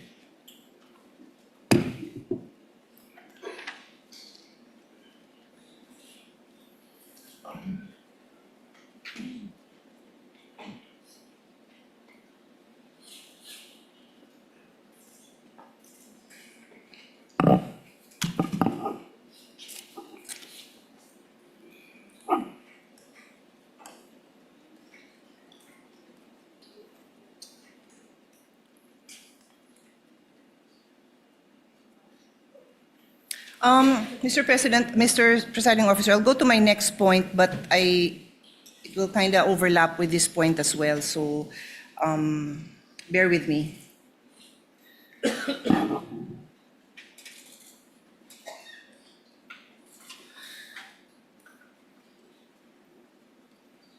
My next point, Mr. Presiding Officer and parties, is still on due process. This is the requirement that every pleading must allege ultimate facts and must not contain conclusions of law. So again, I'll start with an example. If, for example, if there's a case filed, no, and sabi, si Juan robbed the house of Mario. So para maintindihan ng mga kababayan natin, Juan robbed the house of Mario. That is a conclusion of fact. Nangyari na daw yun. And if there's another allegation that says, therefore Juan is guilty of robbery, that is a conclusion of law. So again, I try my best not to be technical. It's in my, I would have wanted to be a teacher if not a lawyer, so I do like to be able to explain things well. So ang hinahanap dito is, bakit mo, gusto mong patunayan yung facts mo? Yun yung kailangan sa ultimate facts. Kailangan mo patunayan, bakit mo sinasabing Juan robbed the house of Mario. Di sasabihin mo, ang ultimate fact dyan example is si Juan ay nakita dun sa vicinity ng bahay ni Mario. Tapos ito si Mario, narinig na nagsisigaw na ninanakawan kami, whatever. Tapos yun, meron siyang testimonya na ano yung nawala sa kanila. Tapos may nakakita na kamukha ni Juan yung nandun. Tapos namukhaan nila, na-describe nila na 5'10", medyo mapayat, ganon. So yun yung mga ultimate facts na later on sa evidence patutunayan. That's just very general, no? And then later on, para nga mapatanayan yung robbery, i-allege ngayon yung elements of the crime that constitute robbery. So, nung di pa ako abogado, di ko naman alam ang difference ng robbery and theft. Yung robbery kasi qualified yan eh. So, pumasok siya sa bahay using violence. That's what makes it robbery. So, kailangan i-allege yun. Sorry to be a bit technical. Alam kong yan ang phrase of the day. Let's not be technical. Phrase of the week, phrase of the month. But we have to be able to explain these things in a way that people understand without forgetting that these are rights of the defense and rights of the person who is being tried here, and kailangan maliwanag yung ating mga accusations. So, my question now goes to both the prosecution and the defense. I know that the defense in their answer questions the failure of the complaint or the articles to allege ultimate facts, and therefore I think they filed the case before the Supreme Court. I'll give you your time to answer because I don't really recall that I heard it mentioned in the oral argument. So again, with the permission of the presiding officer, papasadahan ko lang naman na nabanggit ko yun na nandyan yan sa nandun sa memorandum, pero hindi ko naalalang, I'm just speaking naman for myself kung ano yung mga sinabi ko dun sa aming meeting, na hindi ko naalalang nabanggit. Baka naman nasabi, hindi ko lang naalalang na-emphasize kasi nga limited yung time. But I do recall that it's in the complaint, it's in the answer, and then it's also in the memorandum. So, pinupursue nyo pa ba ito? Kasi me as a judge, importante to kasi paano ba didepensa ng maayos kung hindi nga nag-a-allege ng ultimate facts that go into the case? And then, for the prosecution naman, may I ask you kung saan because bawal ho na tanungin ko for you to state your case. I cannot do that, no?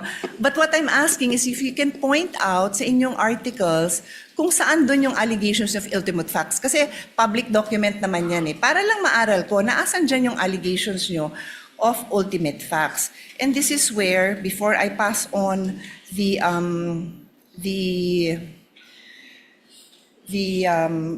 floor to the parties to answer, I want to go into the principle of fishing expedition.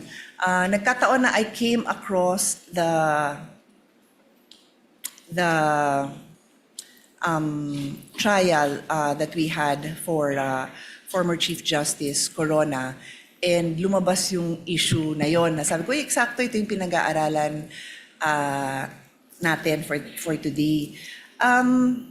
Yung fishing expedition, and no less than the defense had to explain it in Filipino kasi sabi, baka hindi alam yung ibig sabihin ng fishing expedition, pangingisda ba daw yun?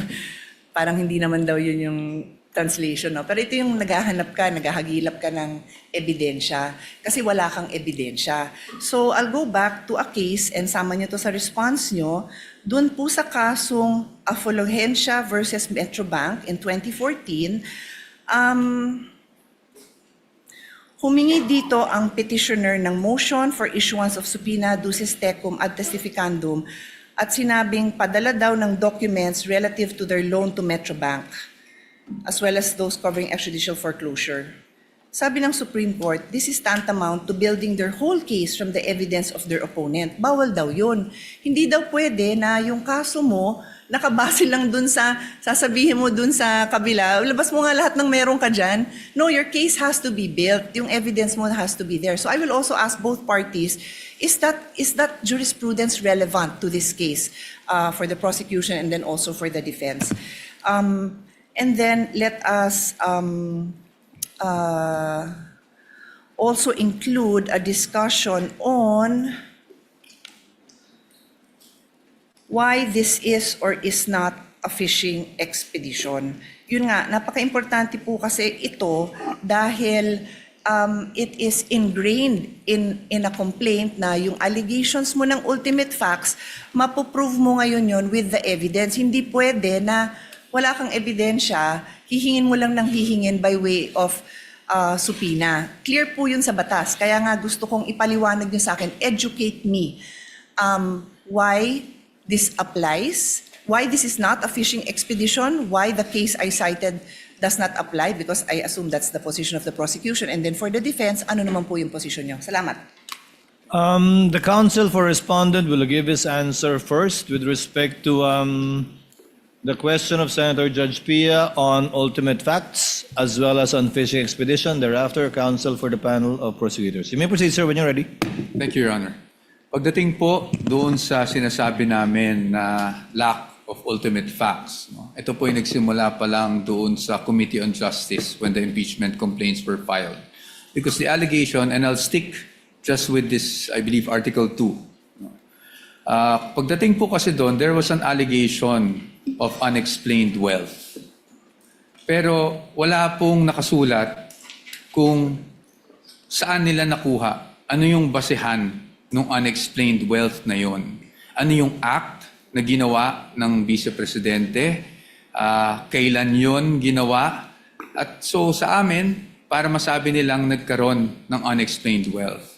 Ang basic, if I may remember, was really just the fact na yung SALN niya ay lumaki from 2007 to 2025, which sa aming palagay does not show any factual allegation whatsoever, except for the fact that it grew bigger over a span of 20 years. Pangalawa, wala rin pong naka-attach, which I mentioned in the oral arguments last week, na kahit anong ebidensya or kahit supporting document man lang, huwag na nating tawaging ebidensya, supporting document that will support any allegation whatsoever of unexplained wealth. And that is why, nabanggit ko rin, na after the allegations were made, and this is even more significant, after the respondent had filed her answer, na tinawag pa nga nilang non-answer, doon lang po naghanap ng mga ebidensya na sakaling makasuporta doon sa aligasyon na iyon. That's very important for us because we had already filed our answer before AMLC documents were suddenly produced with the issuance of subpoenas, before the BIR box were concerned, that we are concerning ourselves with was presented before the Committee on Justice. Nasa panahon na yun, tapos na po kami sumagot. In fact, when they were saying that it was a non-answer, to be very candid with everyone, we wanted to say because it was a non-complaint. Kasi walang ultimate facts na naka-allege for us to even answer. Now, before this honorable court, I do recall that in our answer, we also took pains to discuss the lack of ultimate facts and also what we feel were violations of due process before the Committee on Justice, or at least with the proceedings that were conducted before the Committee on Justice. And that is also why we have a pending motion for exclusion na ikinalakip namin dun sa answer precisely because we were objecting to the fact that these pieces of evidence were produced after we had already filed our answer. Now, on the fishing expedition, I think on the fishing expedition, Your Honors, our main point is this. Even if we read the twin requests for subpoenas, ulit-ulit po, nakasulat po doon, because this may show context, because this may show, prove something. At para sa atin, this only shows, and at least, again, on the part of the defense, this is somewhat already an admission na hindi pa nga nila alam kung ano mismo doon sa mga hinihingi nila ang pwedeng sumuporta sa mga aligasyon na unexplained wealth. And that's why, if you read the entire request, it uses the word may several times, and it even says in one paragraph, I think it's 3.24, but I might be mistaken, that at least with the request for, with their memorandum, rather, in their memorandum, nakasulat po doon that this does not assume wrongdoing, but they want those documents nonetheless to see if something there will actually help support their allegations. That is why we are calling it a fishing expedition. Dahil in Tagalog, para po maintindihan, sa aming pananaw, sa dami ng hinihing dokumento, para po itong nagtatapon po tayo sa dagat ng isang napakalaking lambat at umaasa tayo na kahit papano may mabingwit kahit isang pirasong ebidensya. Maraming salamat po. Counsel for the panel of prosecutors, the Honorable Jokno. Thank you, Your Honors. The question propounded to this representation first is, what are the ultimate facts alleged in the articles of impeachment? Yun po ay nakasaad sa page 7 of the articles. And if I may be allowed to just read them briefly. You may do so, Counsel. Thank you, Your Honor. Respondent Vice President Sara Z. Duterte committed culpable violation of the Constitution and betrayed the public trust when she, A, amassed unexplained wealth manifestly disproportionate to her lawful income and earnings during her incumbency as a public official.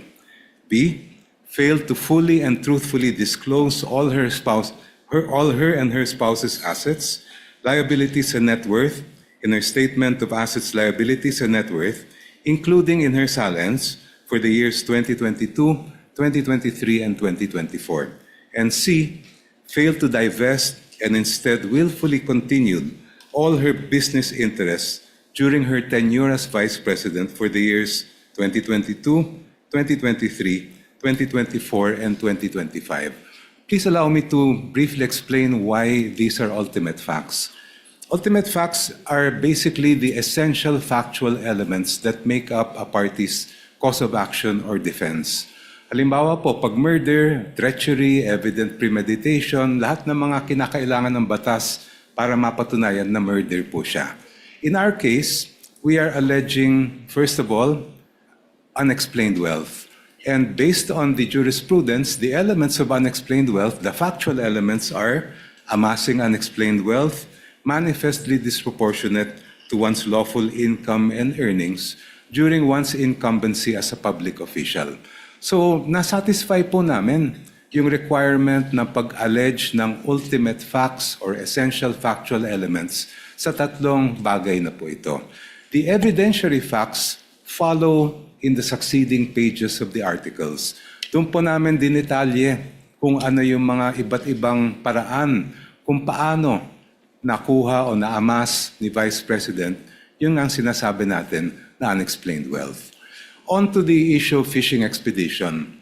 Yung pong fishing expedition po ay halimbawa may sabina na baka sakali meron tayong makita. Yun po ang ibig sabihin ng fishing expedition.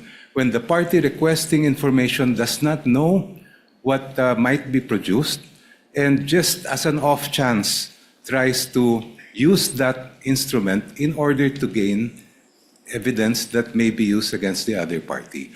Dito po, malaki ang pagkaiba ng sitwasyon.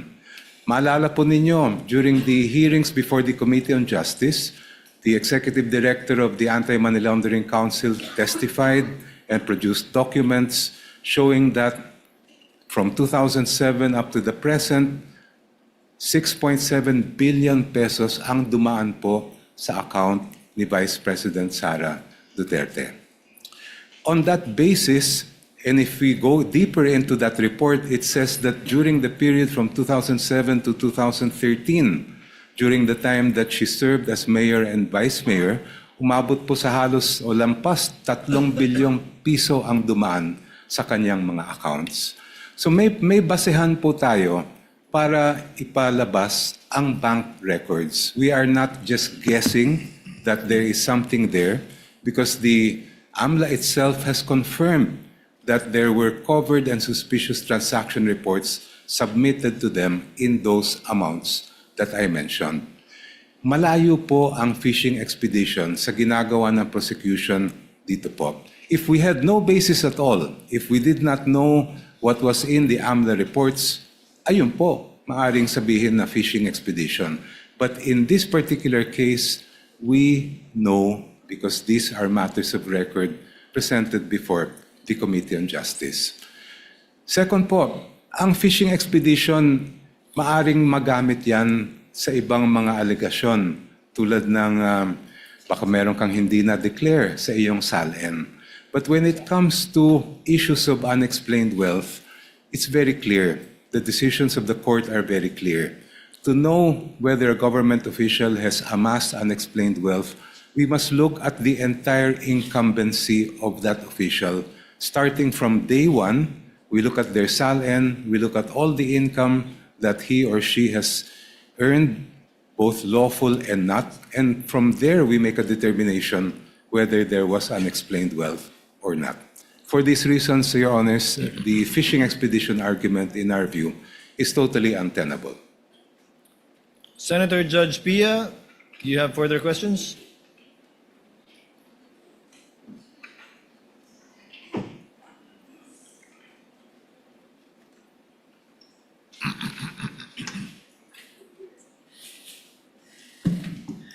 It's actually just a follow-up to what the how the prosecution responded. I think Senator Alan Peter will go into it, but since this is my line of questioning, I'll follow up lang on this point. No, His Honor, I earlier mentioned the fruit of the poison tree doctrine, and ulitin ko, pagka yung pinanggalingan ng information nyo bawal, hindi nyo na pwedeng gamitin yon. So His Honor said, I'm referring to Congressman Prosecutor Chel Jokno, they know the contents of the AMLA report, something to that effect, because it was presented in the impeachment hearing in the House. That is correct, right? That is your statement? Yes, Your Honor. Yes, oo. And I asked my question, and again, I will give both parties the opportunity to respond. Ano yung basihan na i-reveal ng AMLC and their representatives sa inyo in the impeachment hearing in the House? Because ang nakasaad sa law, I don't even want to use my understanding of the law because it's what is read in the law. And I won't take up the time of this court na isa-isahin ko yun, pero nakasulat doon na confidential ito. So ano yung basis na mailabas yun doon sa impeachment court? Because, and since the presiding officer has given me the permission to share in general the discussion in our caucus last week, isa dun sa napag-usapan namin precisely was yung information na lumabas doon. Kung yan ay walang basihan na ilabas, walang legal basis na ilabas yung information, hindi yan pwedeng idugtong dun sa mga allegations na meron kayo. So that's my question. During our caucus, isa din sa lumabas na discussion, pero allowed ang AMLC and the specific officers to share that information. But the specific provision of the law, and please, both counsels, please respond, please elaborate on how this supports or does not support your case. A specific provision dun sa batas, yung sharing of information na yon, sabi, oy, kayo AMLC Council, mag-develop kayo ng rules kung paano kayo makakapag-properly share sa agencies. I believe, and again, you feel free to elaborate on this or correct me, that's referring to the bank institutions, the AMLC hierarchy, and the agencies they deal with, not in court, because ulitin ko, nakasulat doon, confidential. So, I will leave this here, that if it is confidential, it does not allow that this be divulged in the manner it was divulged. Then how do you use that? Because that is precisely the doctrine of the fruit of the poison tree. Please take your time to tell us why That information is not the fruit of the poison tree, and obviously for the side of the defense, they will tell us why they believe that it is the product of the fruit of the poison tree. Thank you, Mr. President. Counsel for the panel of prosecutors will please respond. Your Honor, Section 8A of the Anti-Money Laundering Law is really intended to prohibit or prevent leaks by officials of the Anti-Money Laundering Council. But it was never intended to prevent subpoenas coming from courts, including the impeachment court. Almost every week, the Sandigan Bayan issues subpoenas for AMLA records. And despite what would appear to be a very categorical prohibition contained in that section, every time subpoenas are issued by the Sandigan Bayan, they are honored by the AMLA and no one is questioning them. Ganun din po itong impeachment court. The subpoena issued by this impeachment court is for the purpose of determining accountability based on the power that is expressly given by the Constitution. Ang aming pong paniwala is that confidentiality cannot trump accountability. Thank you. Counsel for respondent. May Thank you. reply. Thank you, Your Honor. I cannot verify if indeed the Sandigan Bayan, as mentioned by opposing counsel, issues subpoenas against AMLAC every week. So that I will not comment on because I cannot verify that. What is clear to us, Your Honors, as we have demonstrated last week, is that 8A is an absolute prohibition. And again, this was the latest amendment of the law back in 2021. And for us, Your Honors, that is why when this was presented, the House Committee on Justice, we had our objections to such matter. And in fact, Your Honors, it is the subject of our petition, the Supreme Court, and aside from that, a subject of our motion for exclusion before this Honorable Court. Ngayon po, sa atin, talagang yung tinutumbok natin is it is in fact within the fruit of the poisonous tree. In fact, I'm surprised, Your Honors, because, Your Honors, nabanggit na rin po ng aking distinguished opposing counsel na nakita na nila, may records na sila. In fact, if I'm not mistaken, it was also attached to the articles of impeachment. So kung meron na pala, bakit pa nila pinapasapina ngayon sa impeachment court? Is it because, I don't want to speculate, maybe I just won't go there. But ang sa akin lang po is, we have questioned this all throughout. No? Why? Because to us, unang-una, bawal siya. Pangalawa, hindi siya relevant. Bakit hindi siya relevant? Your Honors, transactions do not equate to wealth. Transactions do not equate to net worth. Especially if tinatali natin siya sa SALN. Because transactions happen over the course of the year, and in this case, years. Well, when you talk about SALN, we talk about net worth on a specific date in time, which is December 31 of every year. So sa atin po, ang aming pananaw dito ay hindi po relevant at hindi po, it will not directly show anything about wealth. Kasi, again, AMLAC transactions do not equate to net worth of a certain person. And that is why, Your Honors, we have opposed this. And we have opposed this since the time it was being presented at the House level. Thank you, Your Honors. Just for the record and for the information of the Senator Judges, I'm not sure about the Sandigan Bayan issuing a subpoena every week as well against AMLAC. But I'm well aware, the court is well aware of cases decided by the Supreme Court precisely on subpoenas issued by the Sandigan Bayan vis-a-vis the AMLC. Senator Judge Pia, can you wind up? You're done? At this juncture, Chair will now recognize Senator Judge Alan Cayetano for his interjection and questions. You may proceed, sir, when you're ready. Before I ask question, Mr. Presiding Officer, may I thank you, the Senate President Win Gatchalian, former Senate President Tito Soto, and the whole court, because in our caucus, you did three things. One, you allowed us to have the weekend to review all of the laws so that we can ask more intelligent questions. Two, you allowed to hear the discussions, mostly by Senator Pia, Senator Pangilinan, Senator Lacson, and former Senator Soto. And then number three, we discussed how a complex, or what word did you use a while ago, Mr. Presiding Officer, that it's two motions, but there are There may be issues underneath. or issues sub-issues and underneath. sub-issues. So that after we ask questions and after you make a ruling, we'll, instead of asking for a division of the House just in case we do not agree, I'll make a manifestation, and then if others agree on how we can manifest or submit in writing in what parts of the ruling we agree or disagree for the record. May I proceed, Mr. Duly President? noted, Your Honor. You may proceed, sir. Good afternoon, Attorney Jokno and Attorney Poa. Afternoon, sir. Yeah.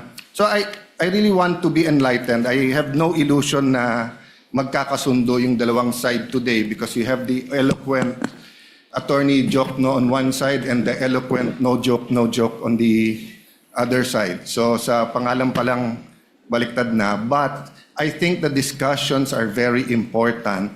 And I do appreciate your opening, Congressman Jokno. I appreciate your oral arguments because I've been pondering these questions. What if, hindi ko na sabihin this administration, let's say in future administrations, this exact thing happens, 5 years, 3 years, 10 years, iba ang SALN, iba yung income ng COA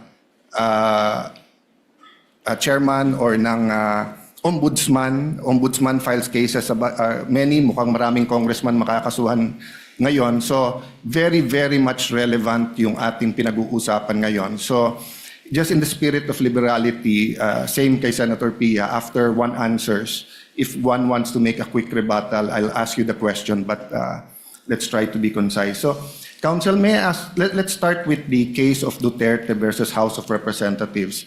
Thank you for reminding us about certain precedents and how I voted last time.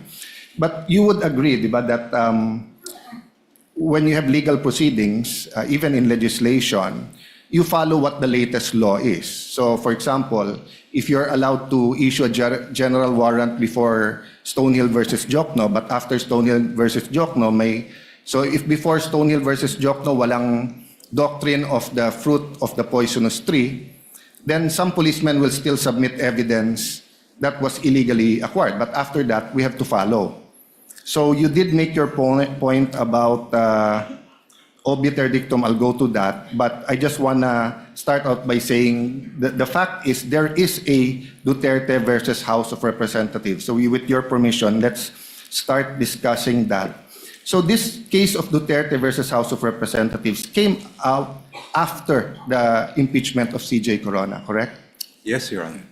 And the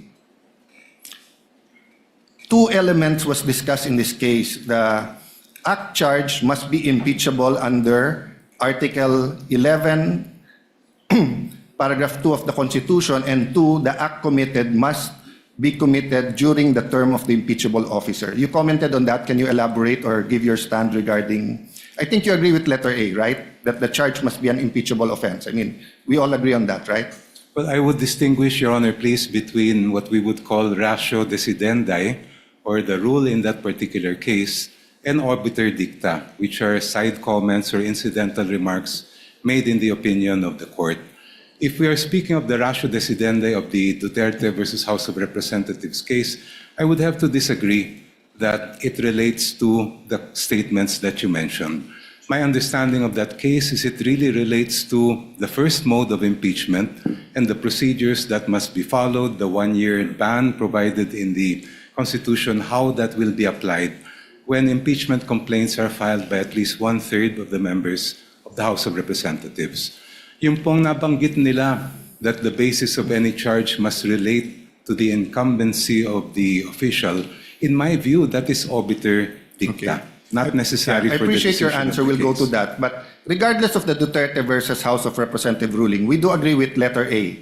The act charged must be an impeachable offense under Article 11(2) of the Constitution. I would agree, but if Yes. I may be allowed to just qualify No, this is just a that. general. This is not a trap question. So, No, Your diba, so the officer has to be impeachable, and the acts charge should be an impeachable offense. And since you have betrayal of public trust, that's quite broad. No? So this is not a trap question. This is just laying the basis. But go ahead if you want to comment on that. Yes, the acts charged must constitute an impeachable offense, and that power to decide what is an impeachable offense is lodged exclusively with this honorable court. Okay. So, you disagree that part of the ratio decidendi is the act must be committed during the term of the impeachable officer. Thank you for bringing it up now, because I think all throughout the trial, especially in the articles where we will bring up acts before 2022, this discussion will be relevant, no? So, by discussing this,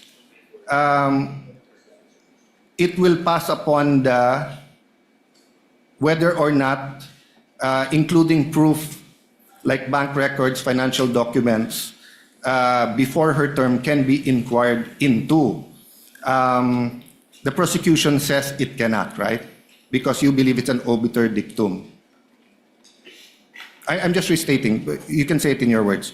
You believe that the statement that the act must be committed during the term of the impeachable officer is not the law of the land. It's an obiter dictum. In the first place, if Your Honor, please, that was not the exact statement of the court. Okay. The court said the basis of the charge must relate to the incumbency of the impeachable official, Yes. which does not rule out the presentation of evidence of acts or omissions that occurred before the person became an So impeachable let's officer. take the judicial notice of the, as you said more eloquently and correctly, that the acts, no, during her term. So can you define, you defined this in your opening statement, but for the sake of this discussion, an obiter dictum is what? It's a side comment, Your Honor, that is not necessary for the resolution of that case. Yeah, and I agree with that, and it's a remark made or opinion expressed by a judge in a decision upon a cause, or it's a by the way, that is incidentally or collaterally and not directly upon the question before him, or upon a point not necessarily involved in the determination of the cause, or introduced by way of illustration, analogy, or argument, such are not binding precedents. No? Just for the public and for all of us, di ba? Yes, So Your ang sinasabi, yes, there can be a Supreme Court decision, but that part could be an obiter dictum, meaning hindi yan yung doktrina that will bind us in making decisions, whether it's issuing the subpoena or admissibility. But are you aware of the Villanueva versus Court of Appeals, GR 142947, March 19, 2002? I won't take it against both of you if you do not. There are thousands of cases. It talks about what is obiter dictum. Have you passed about on this, both counsels? For me, yeah. Yeah, so the prosecution characterization of the requirement that the basis of the charge must be for impeachable acts or omissions committed in relation to their office during the current term of the impeachable officer as an obiter dictum. But in the Court of Appeals, in Villanueva versus Court of Appeals, in that case, the Supreme Court held an adjudication on any point within the issues presented by the case cannot be considered an obiter dictum, even where the point is only incidentally involved. So we agree if it's incidental, pwedeng obiter, but if it's on point within the issues, sabi ng Villanueva case, it is not. So long as it is presented and decided in the regular course of the consideration of the case and led up to the final conclusion, or is a statement as to the matter of which the decision is predicated. The court added that a point expressly decided does not lose its value as a precedent because the disposition of the case is or might have been made on some other ground, and that where a court decides several points, none of such points can be regarded as having the status of a dictum. And one point should not be denied authority merely because another point was and more dwelt on and more fully argued and considered. So going back to the Duterte versus House of Representatives, the requirement that an impeachable act be committed in relation to their office and during the current term was not a remark made by the way. The Supreme Court en banc laid it down as one of the enumerated principles that due process requires, which is the very ground on which the ruling was predicated. even if the court also struck down the 2025 impeachment complaint based on the 1-year bar, so this is the question, does it not render the due process requirement laid out as a mere obiter dicta, or because it's based on due process, regardless of the mode of initiation, regardless of the mode of how the articles of impeachment got here, isn't due process still a requirement?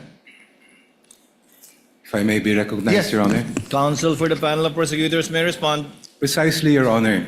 If a matter is within the issues resolved by the court, then it may not be considered as obiter dicta.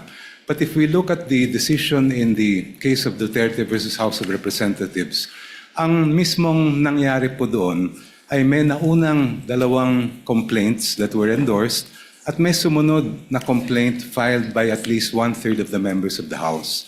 At yun yung tinutukan po ng ating Supreme Court. It was in that context that the Supreme Court made pronouncements about the 1-year bar and even about due process. At no time in that case was it ever a fact in issue about the mode of impeachment that is involved in our case today. Ang pinag-uusapan po natin dito ay individual complaints that were then referred by the House to the Committee on Justice, heard by the committee, and then brought back to the plenary, and eventually umabot po dito through articles of impeachment. So kahit may sinabi ang Supreme Court about impeachable offenses in relation to the charges, kami po ay naniniwala na hindi po yan pumapasok o sumasakop sa issues that were decided in that case. I'll not argue with you because that's not my job here. I'll follow the Pia Cayetano style and move to the defense. But just a follow-up question on that. So I respect your belief on that. But my point is, the legal principle of due process applied to that mode, is it not logical that it's the same legal principle on due process even if you use another mode? First of all, if Your Honors, please, when we speak of due process, of course, there are 2 types, substantive and procedural due process. And when we speak of substantive, we're talking about protections to life, liberty, and property. Wala naman pong ganun na issue po dito sa atin because office is not a property. We're not talking about the life or liberty of the respondent. Ang pinag-uusapan po natin dito kung due process ang issue ay simply fundamental fairness. And I do believe that this proceeding does require fundamental fairness, but at the same time, it does not require that this court be hamstrung in terms of how to decide whether an offense is impeachable or not. That power is exclusively given to this court at dapat kayo lang po ang magdesisyon at magpasya kung ano nga ba yan. So when we speak of what is an impeachable offense, may kaugnayan po yan doon sa nabanggit ninyong the basis of the charge must relate to the incumbency. Because in our view, that is really something that each member of this honorable court will have to decide when the time comes. Yeah, later on, I'll ask you that question, whether or not, what, if ever, can the Supreme Court decide, or what of their pronouncements will be applicable to this court and that. But my point is, if we're saying that pag ang mode of initiation is by 1/3 na pumirma diretso, at ang nakalagay doon committed in relation to their office during the current term, wouldn't it be illogical if you use another mode and pwedeng hindi committed in relation to their office and during their current term? I don't think the Supreme Court would be illogical in saying this is the principle for due process in this mode but not in this other mode. Even if we assume, Your Honor, that that is not obiter, the statement that the basis of the charge must relate to the incumbency of the impeachable officer, we submit that that still applies and we have satisfied that test. Okay. As I mentioned in my opening statement, integrity cannot be divided. Hindi po pwedeng biyakin ang integridad. So on that point, so if a president, an ombudsman, a COA chair who's let's say 60 years old but he started in government at 20 years old, he can be impeached by something he's done when he was 20 to 30, not only on what he's done when he was already an impeachable officer? If we are speaking about unexplained wealth, Your Honor, I have repeatedly cited the cases of the Supreme Court that provide that we must look from the reckoning of the first day of service of that public official, look at all the income that person has amassed, and determine whether it is manifestly disproportionate to the lawful income that he has reported. Yes, I agree in terms of holding that person liable and accountable. But what I'm saying is that, let's say he was a councilor, then he was a customs director, then he was BAR, then he's now COA. Isn't the remedy for all his other positions that weren't impeachable is through the regular courts and regular case build-up, etc. But once you're an impeachable officer, you're being held accountable during the term that you are, in fact, an impeachable officer, because usually when you're an impeachable officer, it's too hard to prosecute you the normal way. Isn't that the logic there, or you disagree, counsel? I would have to respectfully disagree. Ang pinag-uusapan po natin kasi dito ay betrayal of public trust. And I think it's very clear that when we speak of betrayal of public trust, essentially we are looking at whether the public official is fit or unfit to continue in service. Kung siya po ay nakapag-amass ng unexplained wealth, nung siya ay vice mayor o mayor na umaabot sa bilyon-bilyones, I think that would have a very big impact on the court's decision whether that person should continue in office or whether they are fit to have that office. Okay. As I said, With the permission of Senator Judge Alan Cayetano, with your indulgence, sir, a request was conveyed to the presiding officer to declare a very brief break. This is not a break for all of us, but a very brief break of 5 minutes so that counsel may answer to the call of nature. That was the message conveyed to the presiding officer, including Senator Judge Cayetano. So Chair declares a 5-minute break. We shall resume at 4:05.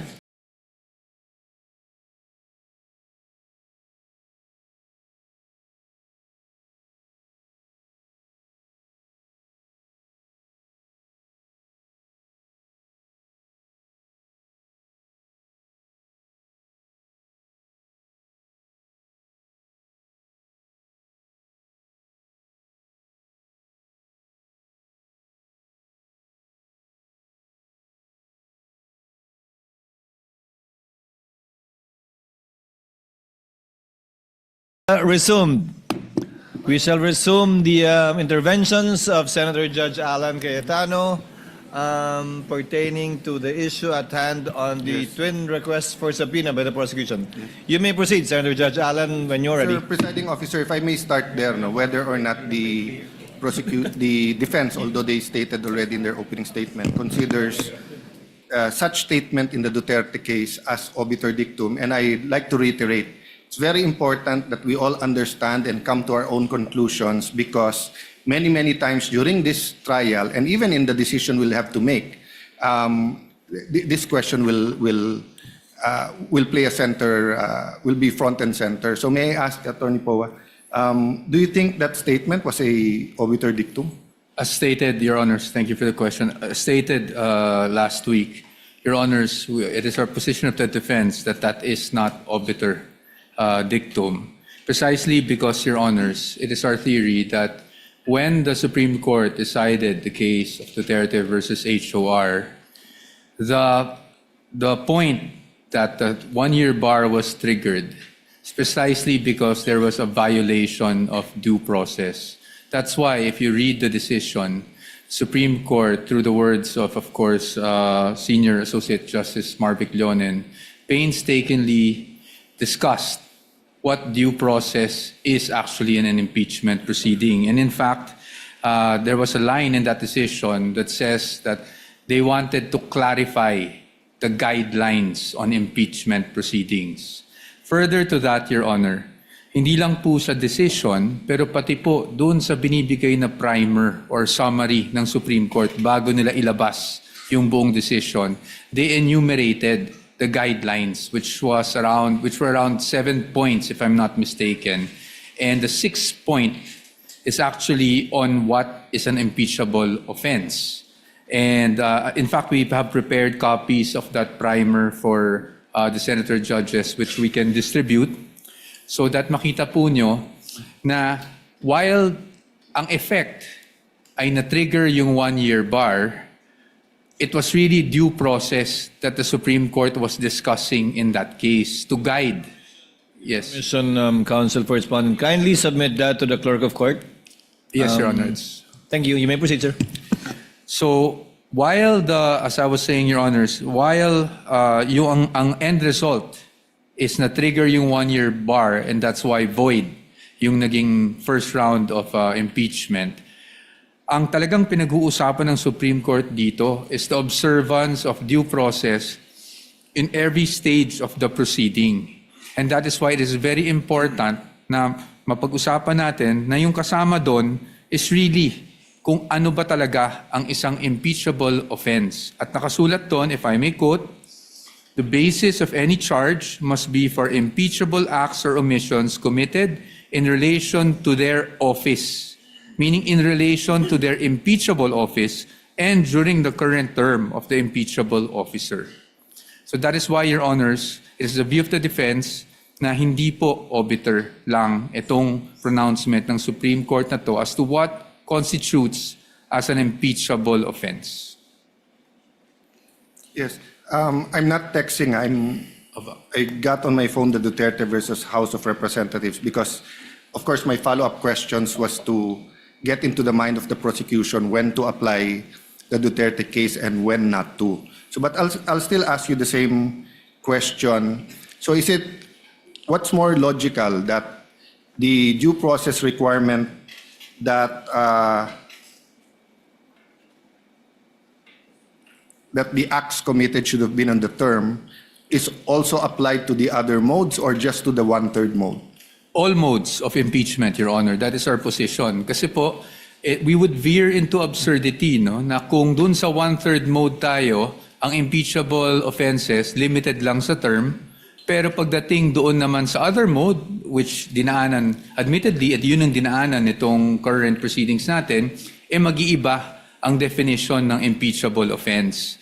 I do not see any logic on why there's a difference because an impeachable offense is an impeachable offense. So para po sa atin, that should apply. And in fact, the Supreme Court did not make a distinction as to the guidelines that it laid down in that decision, Your Honors, please. Yeah, so in the first page, sabi dito, second, considering the nature of the offices and the institution that are subject to impeachment, in effect, its effect on the independence of constitutional departments and organs, and its nature as a constitutional process, all legal issues involving impeachment proceedings are subject to judicial review. While the court does not determine when, who, and whether an impeachable officer may be removed and disqualified from political office, it has the duty to construe and process mandated by the Constitution.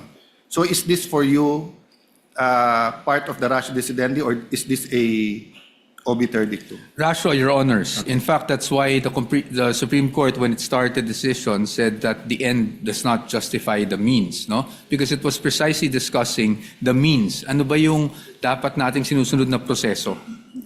So since we're talking about subpoenas, we'll go to the end and the means, the justified means. With the permission of Senator Judge Allen, I would just like to get the assent of the counsel from the panel of prosecutors. The document sought to be distributed by the counsel for respondent is a July 25, 2025 discussion on the Duterte v. HOR on the 1-year bar rule. Again, it's dated last year. With the permission of the prosecution, we shall distribute it without prejudice to the counsel for the panel of prosecutors to also furnish whenever it shall so desire, because this issue, as pointed out by Senator Judge Cayetano, will linger until the end of the proceedings, without prejudice to the counsel from the panel of prosecutors to so furnish also Senator judges with their rejoinder to this document being furnished to the Senator judges. Is that okay? Your Honor, I believe that, first of all, may we request for a copy of that document. I believe that document refers to the office of the spokesperson. That's correct, Of the Your Supreme Court, in which case, Your Honor, we would have to interpose an objection because any interpretation by the office of the spokesperson is not binding on the Supreme Court. What we must look at are the actual text of the decision. Well, counsel, you can say that in your rejoinder. Point that out in your rejoinder and point that out in your submission. We will do that, Your Honor. So ordered. Clerk of Court is directed to kindly distribute the copies to the senator judges without prejudice to the panel of prosecutors submitting a rejoinder to this document. Senator Judge Alan Cayetano, you may proceed, sir. Yes, Apologies for the interruption. Presiding officer, to be fair to I wouldn't have objected if you objected to the distribution, but realistically, we won't have time to read it because magro-ruling na after. So it'll be more of reference materials. But feel free also to, if you feel that you should submit in writing a rejoinder to be fair to everyone. So if the voting was tomorrow, and it would be unfair to distribute it.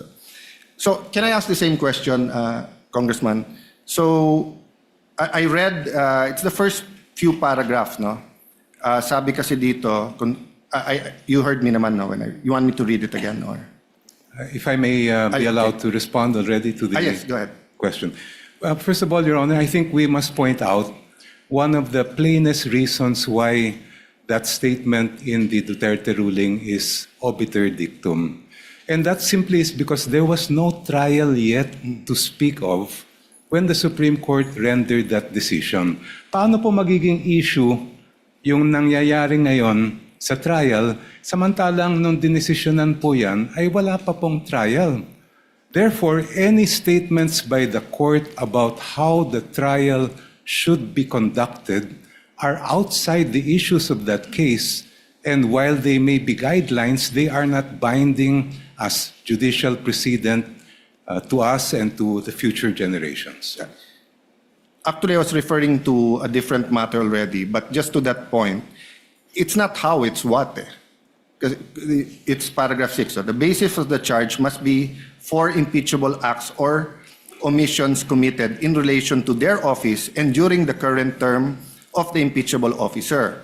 For the President and Vice President, these acts must be sufficiently grave, amounting to the crimes described in Article 11, Section 3.1 of betrayal of public trust given by the majority of the electorate.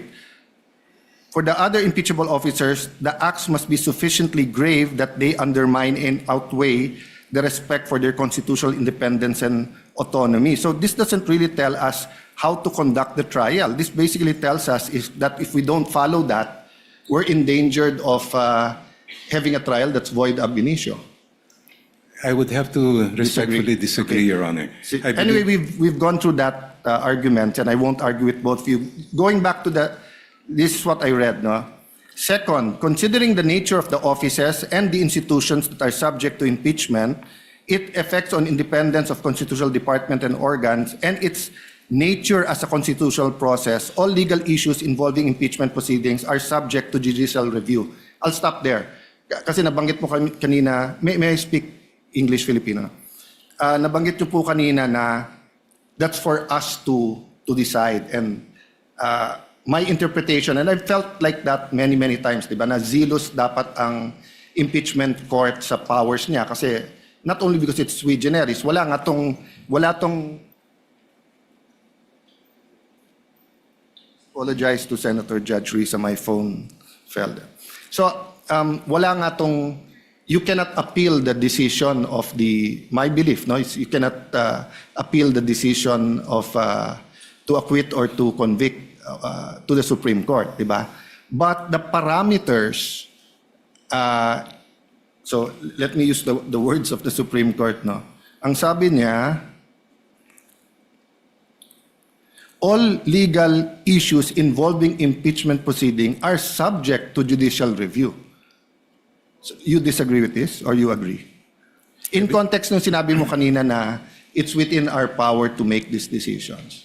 I believe what is the controlling decisions there, Your Honor, are the cases of Gutierrez and Francisco.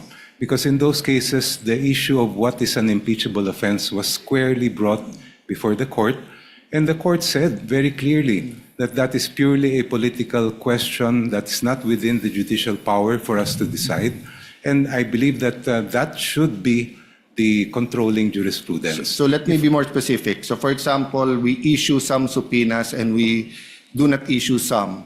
Can one or both of you, meaning the prosecution and defense, go to the Supreme Court and question it? Well, there is always the possibility that some side, perhaps the defense, may claim that there's a grave abuse of discretion, I believe, as they have done in their other petitions filed, and therefore make an attempt to stop the proceedings before this court. But as I have said last week, Your Honor, in our opinion, this court has the sole and exclusive power to decide what an impeachable offense is, and no one, not even the Supreme Court, can dictate on this court in making that decision. Yes. Same answer. No, Your Honor. No, I have a different... So, okay, you can go back to that question. Then my follow-up question was, so let's say certain orders of the court, can the prosecution or defense go up to the Supreme Court and question its constitutionality? Yes, Your Honor. It is our position that either of the parties can do that. Why? Because sa atin nga, ang sabi natin kanina, that the Constitution cannot be read in isolation. So while the Constitution gives the sole power to the Senate to try an impeachment case, to try and hear an impeachment case, we must read this in conjunction with, again, Article 3, Bill of Rights, and Article 8, specifically Section 1, which is the power of judicial review. So pag sa tingin po ng isang panig, merong grave abuse of discretion na naganap, we are of the position that, in fact, this is a justiciable issue and can be brought before the Supreme Court, Your Honor. So at least in that small point, I think we all agree that if we think there's grave abuse of discretion, there's a possibility that the Supreme Court will take it up. I'm not referring to the subpoena, I'm talking in general. So I'll skip a few pages of my questions precisely because I wanted to elicit your opinions or your stand regarding the fact that the impeachment court is supreme, but it's not true that we can do anything or we can just make decisions that are not based on statutes and on legal orders. In fact, when the Supreme Court issued a TRO regarding the foreign accounts or the dollar account in the Corona case, the impeachment court voted to respect the TRO. No? But of course, we did vote. So there could have been a constitutional crisis if we voted not to. And then, of course, we know because of history, nag-waiver na lang si Chief Justice Corona. No? So can I go now to the ultimate facts? No? I don't know if Senator Joel, but Senator Pia asked a little bit about this. Just a quick review, or maybe, so we're also governed by the rules of court when it comes to ultimate facts. This is what Section 1 says. In general, every pleading shall contain in a methodological and logical form a plain, concise, and direct statement of the ultimate facts, including the evidence, on which the party relies on his or her claim of defense as the case may be. If a cause of action or defense relied on is based on law, the pertinent provisions thereof and their applicability to him or her will be clearly and concisely stated. So does the two councils agree that sa ultimate facts, you have to include the evidence? I would make a distinction, Your Honor, between what we call ultimate facts and evidentiary facts, which are the pieces of evidence that could be used to come to the conclusion or to decide whether those ultimate facts are present in the case or not. Yeah, I think all of us lawyers agree with that. There's a difference between ultimate facts and evidentiary facts. But the rules of court says, including evidence. Kasi kung walang including evidence, de ang kailangan mo lang i-file, ultimate facts. Pero pag sinabing kasama ang evidence, for me, it doesn't mean that every single testimony in every single document should be attached. But so let me go to my second question. So pwede bang sa articles of impeachment, ultimate facts lang, walang naka-attach na evidence? Ang requirement po sa pleading ay doon na dapat nakasaad ang ultimate facts. But if you look at the articles of impeachment that are before this court, it also contains evidentiary factual allegations to support the ultimate facts that are contained therein. Thank you for that answer. Actually, that was my next question. Did it contain? And you answered it. So, with respect to the Saballa and Cabrera impeachment complaints, is it correct that there was no authentic records that were attached when they were filed? Factual lang tong tanong ko. If Your Honor, please, first of all, I would have to raise an issue with respect to whether this honorable court is acting as an appellate or review court of what happened during the House proceedings. The power to initiate an impeachment complaint is exclusively lodged with the House, while the power to try and decide that impeachment case is exclusively lodged with this honorable court. And I don't believe that it is part of the function to go back to what may have happened during the proceedings before the House, since the articles have already been transmitted to this honorable Well, Counsel, even your students, colleagues, recognize that you are a brilliant man. You're very well learned sa law, but minsan mabilis. Kasi actually, that's not where I was going. Binaliktad ko lang. So two of my colleagues started with, or in your discussions, ano yung fishing expedition going down to ultimate facts and evidentiary. Ako, I wanted to distinguish when is it a fishing expedition and when it's not. So I just wanted to know as a fact. Or can we take judicial notice that there was no authentic records in the Saballa and Cabrera?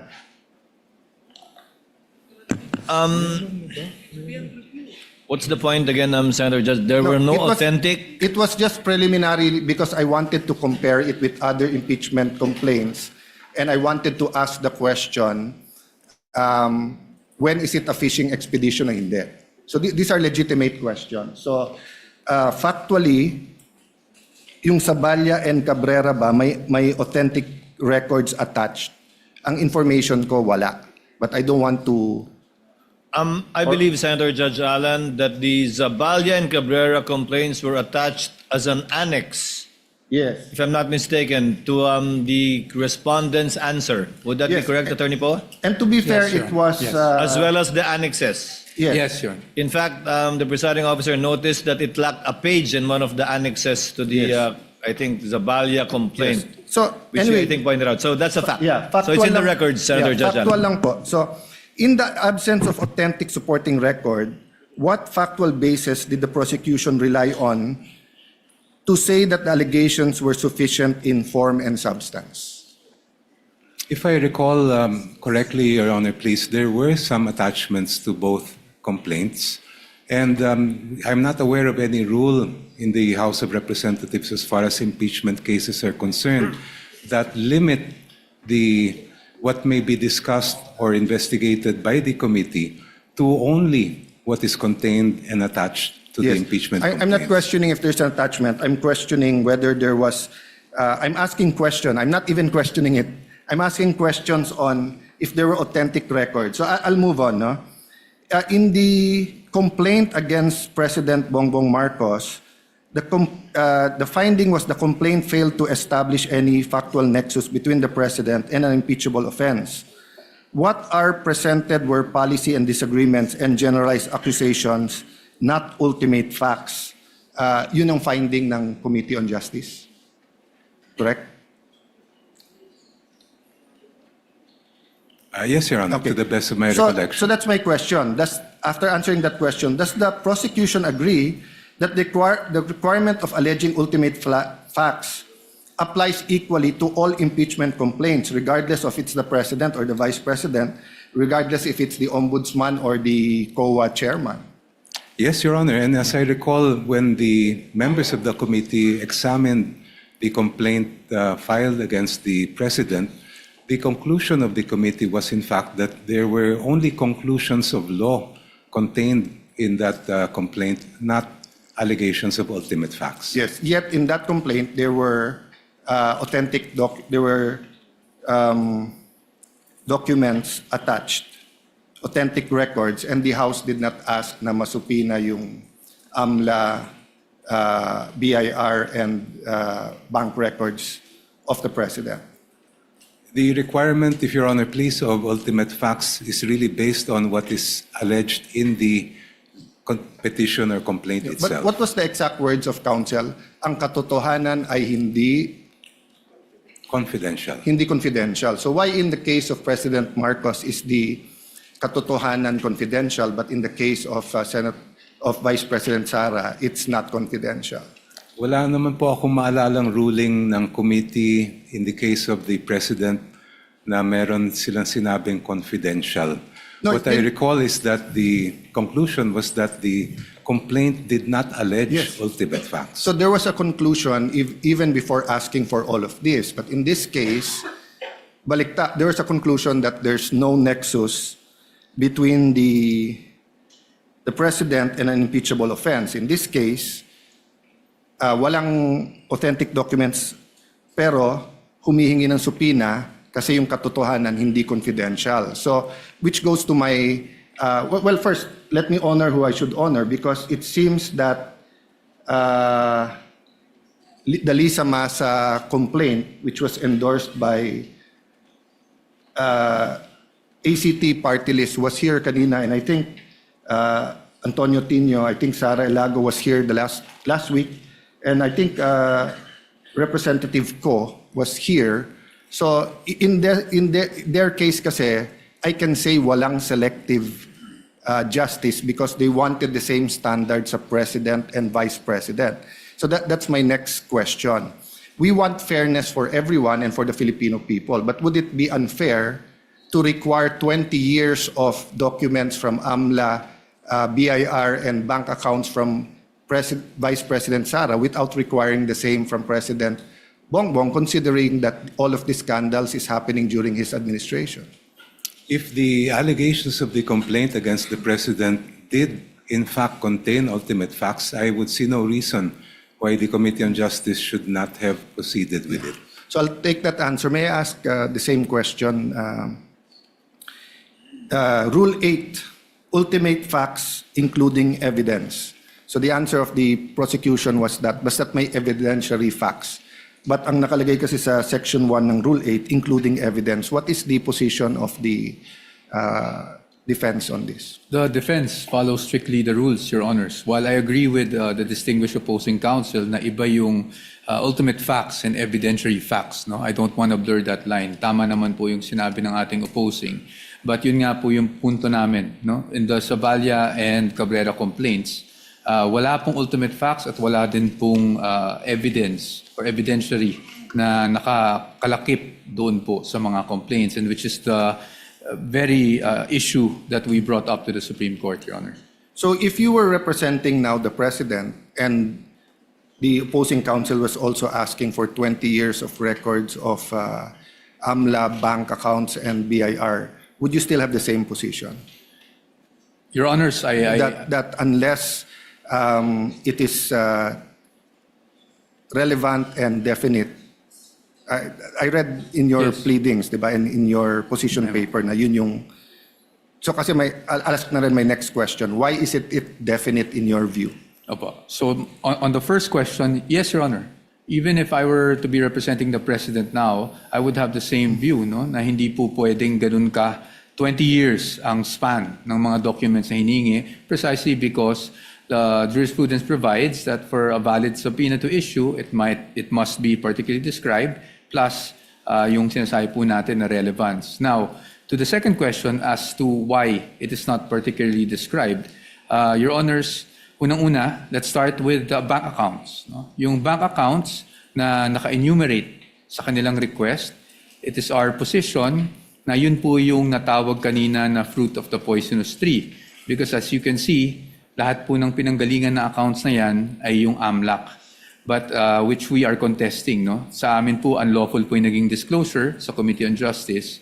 But more importantly, pangalawa, aside from just the mere bank accounts, the documents they're asking, Your Honors, while they are specified, kung titingnan mo talaga ng mabuti kung anong hinihingi nila, they're asking for all bank records, without any assertion as to why all of these are relevant to prove whatever allegation they have stated in the articles of impeachment. I'll skip many questions here and go to that question. But to be fair, Congressman Dioknos, you said that's an exclusive authority, right, power of the House. So if I want to question the difference, I'll do that in either the Senate or as a private citizen. So I won't go into that. But I ask that now in context of whether or not the certain parameters in the subpoena you're asking for is valid or not.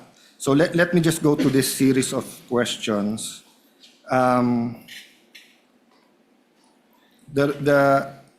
This is really a discussion into what is substantial facts, what's ultimate facts, what's essential facts, what are, and as you said, Attorney Powa, we don't want to bore everyone with that, but it's important in terms of due process.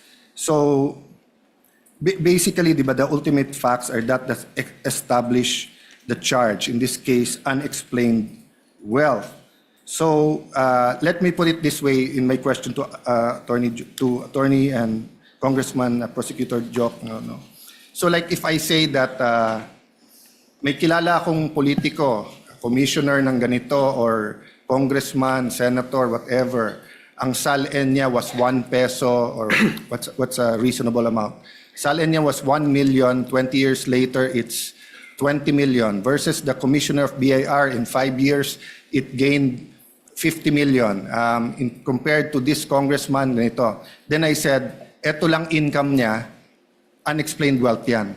In your view, is that sufficient na for the impeachment court then to issue the subpoenas? Or do you have to specify na, for example, you say that that commissioner, sa SALN niya, he only had 2 cars, but he actually has more than 4. Therefore, penging subpoena para sa LTO. O that commissioner, ang sabi niya, isa lang ang bahay niya. Pero subpoena sa LRA kasi 4 ang nakita namin. Diba? Kasi on the later examples, medyo mas malinaw yung ultimate facts. Pero yung pag sinabi mo lang, eto SALN, eto tumaas, which was my point actually in my last few vlogs, that just because tumaas yung SALN, that doesn't mean that there's ill-gotten wealth. But my question there was, does that give us now the authority to get the bank accounts, the AMLA and the BIR? Because whatever we do in the impeachment court is for impeachable officers. But nanonood din yung Sandigan Bayan, nanonood din ng RTC, MTC, nanonood din yung Supreme Court. So whatever rule we have here, that will influence then how we deal with barangay captains all the way to anyone who's not impeachable, no? For unexplained wealth, Your Honor, I believe the ultimate facts must include the following. First, that the person involved amassed wealth. Second, that that wealth is manifestly disproportionate to that person's lawful income. So kailangan po natin makita kung ano yung kanyang kayamanan at kailangan natin ikumpara doon sa lehitimo niyang kinita. And that can be only determined by looking at the records that we are requesting from this honorable court. No, but if you're just looking at the SALN at yung kinita niya, so I'll give you a example. No? I won't name the person para walang mag-react. But he was senator, I think in 1987, an outstanding human being. And he was telling us, etong lupa na to, nabili ko ng 1980 o 1970 na 50,000. Oh, nabenta ko ng 1990. Kaya lang sa SALN, ang nakalagay kasi doon yung acquired cost. So nilagay ko 50,000. So kung titignan mo kami, then he named some other great senators, etc. Nakasabayan niya, congressman at dito. Titignan mo, si senator ganito, kami lahat. O ang SALN namin, baka 5 million.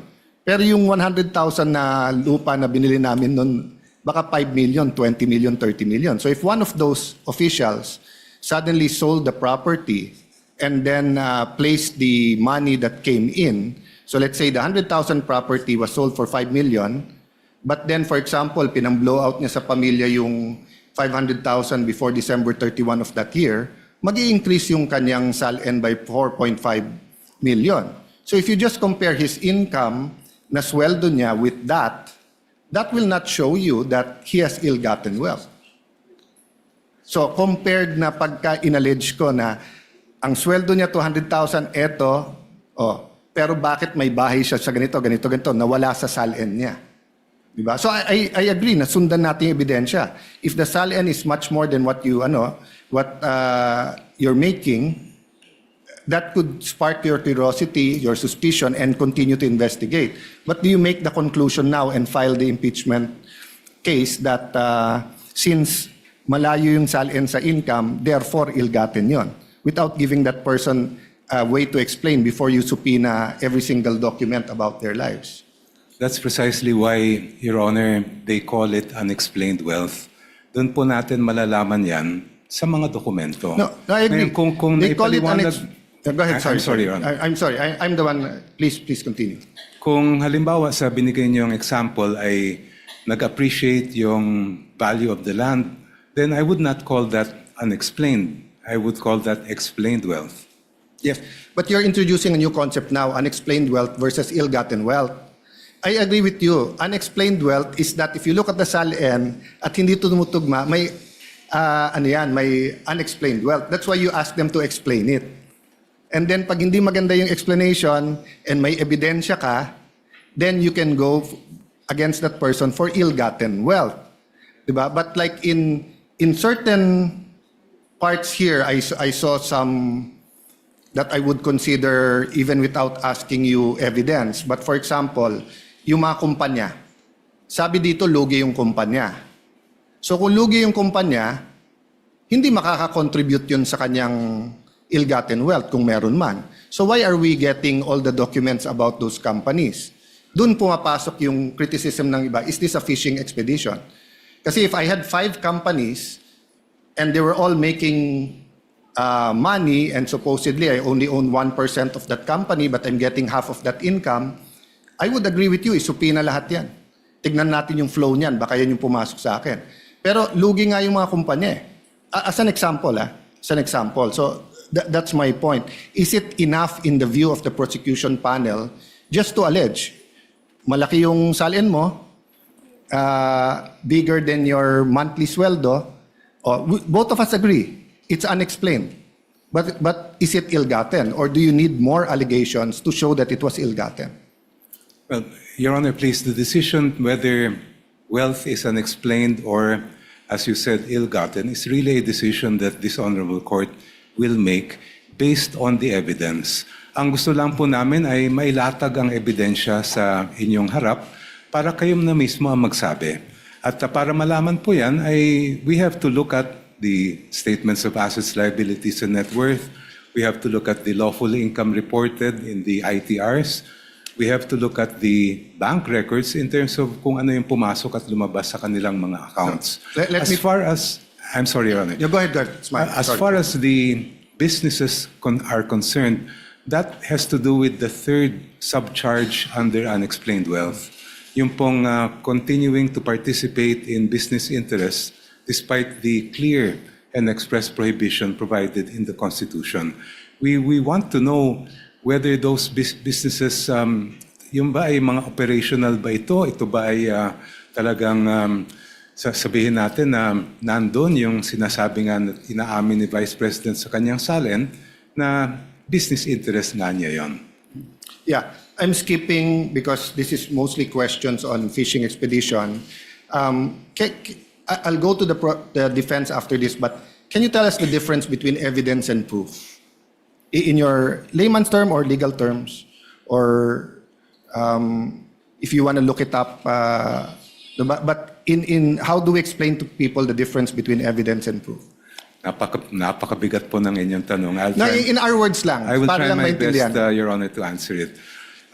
In a court proceeding, whether we're speaking of an impeachment court or a regular court, the judges look at the evidence.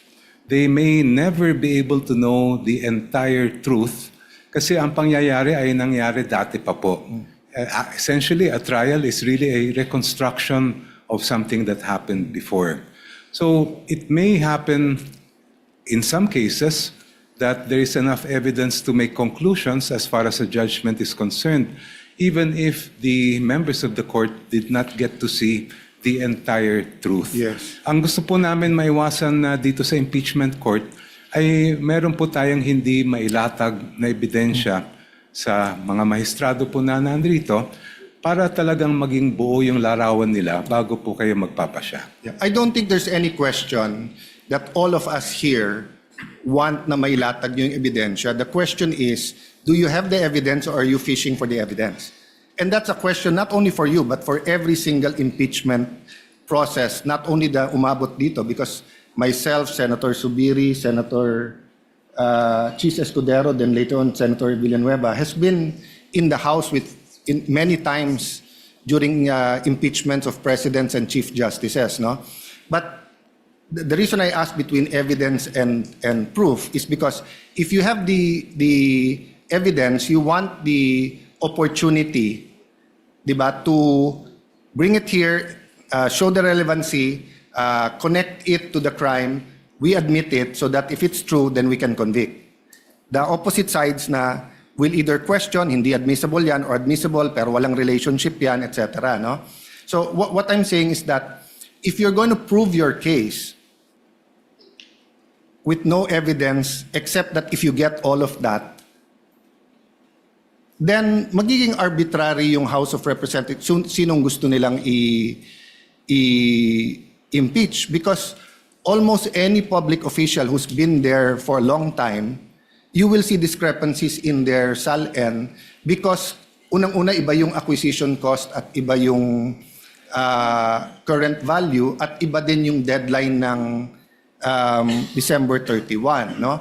Which after this I'll ask the defense to answer, then I'll go into the AMLA, which is different from bank accounts, no? So if you're coming to the court with evidence already, but kinukuha mo yung subpoena na yan, di ba, to further prove your point, I don't think there'll be a question there. As Attorney Powa said kanina na kung yung BIR box na yan, alam natin yung laman, and dapat gamitin dito, they inallege nyo na. Pero kung hindi alam yung laman, are we fishing there if there's a tax evasion or wala? I don't know the answer. I'm asking you the question. You can answer it in any way you're comfortable in answering. If I may briefly narrate the procedure that the House might had to undergo for the articles to reach this honorable court. When the complaints were filed before the House of Representatives, the Committee on Justice was tasked not with conducting a trial, not with ferreting out all the evidence, but simply determining whether there was probable cause to proceed with the case. So hindi po namin hinanap yung kabuuan ng ebidensya dahil hindi po namin tungkulin yon. Yes. When we made the determination that there was sufficient probable cause to proceed with that case, then that is what we submitted in terms of the articles of impeachment that reached this honorable court. Ngayon, syempre po, just like a preliminary investigation conducted by a prosecutor, ang hawak lang po niyang ebidensya, ang titingnan lang po niya ay kung merong probable cause. Not all the evidence yet is before that prosecutor because wala pa pong trial. The presentation of evidence, even the subpoena or compulsion to present evidence will only happen when the trial takes place. And yung tinutukoy po ninyong fishing expedition, yun ay maaaring sabihin natin nangyari kung only if the party requesting the evidence or documents ay nagbabaka sakali lang. Baka may makuha tayo dito. In our case, I have to disagree that there was any sort of fishing expedition because based on what the Committee on Justice and later the plenary of the House found was sufficient, there was enough cause to proceed with the case. I'll go to probable cause, but yung sinabi mo, baka sakaling may makukuha dito. You said hindi ganon. So anong makukuha natin if we grant all the subpoenas you're requesting? The evidentiary facts, Your Honor, that were not yet, hindi pa nakita ng House nung ang ginagawa lang po namin ay determinahin ang probable cause. So nagbabaka sakali din? Hindi po. No, kasi you said... Because there is basis for requesting for the so bank what will records. you see? You still don't know what you'll see? We are basing the request for the bank records on the evidence and information provided by the Anti-Money Laundering Council, which appears to show that there were billions of pesos that went through the accounts of the Vice President during that Let's period go to of that time. with the permission of the defense, then I think you're listing down naman. So the anti-money laundering council, no, does not deal with income. They deal with flow, right? So pag sinabing billion, that doesn't mean that a certain official has billions in their account.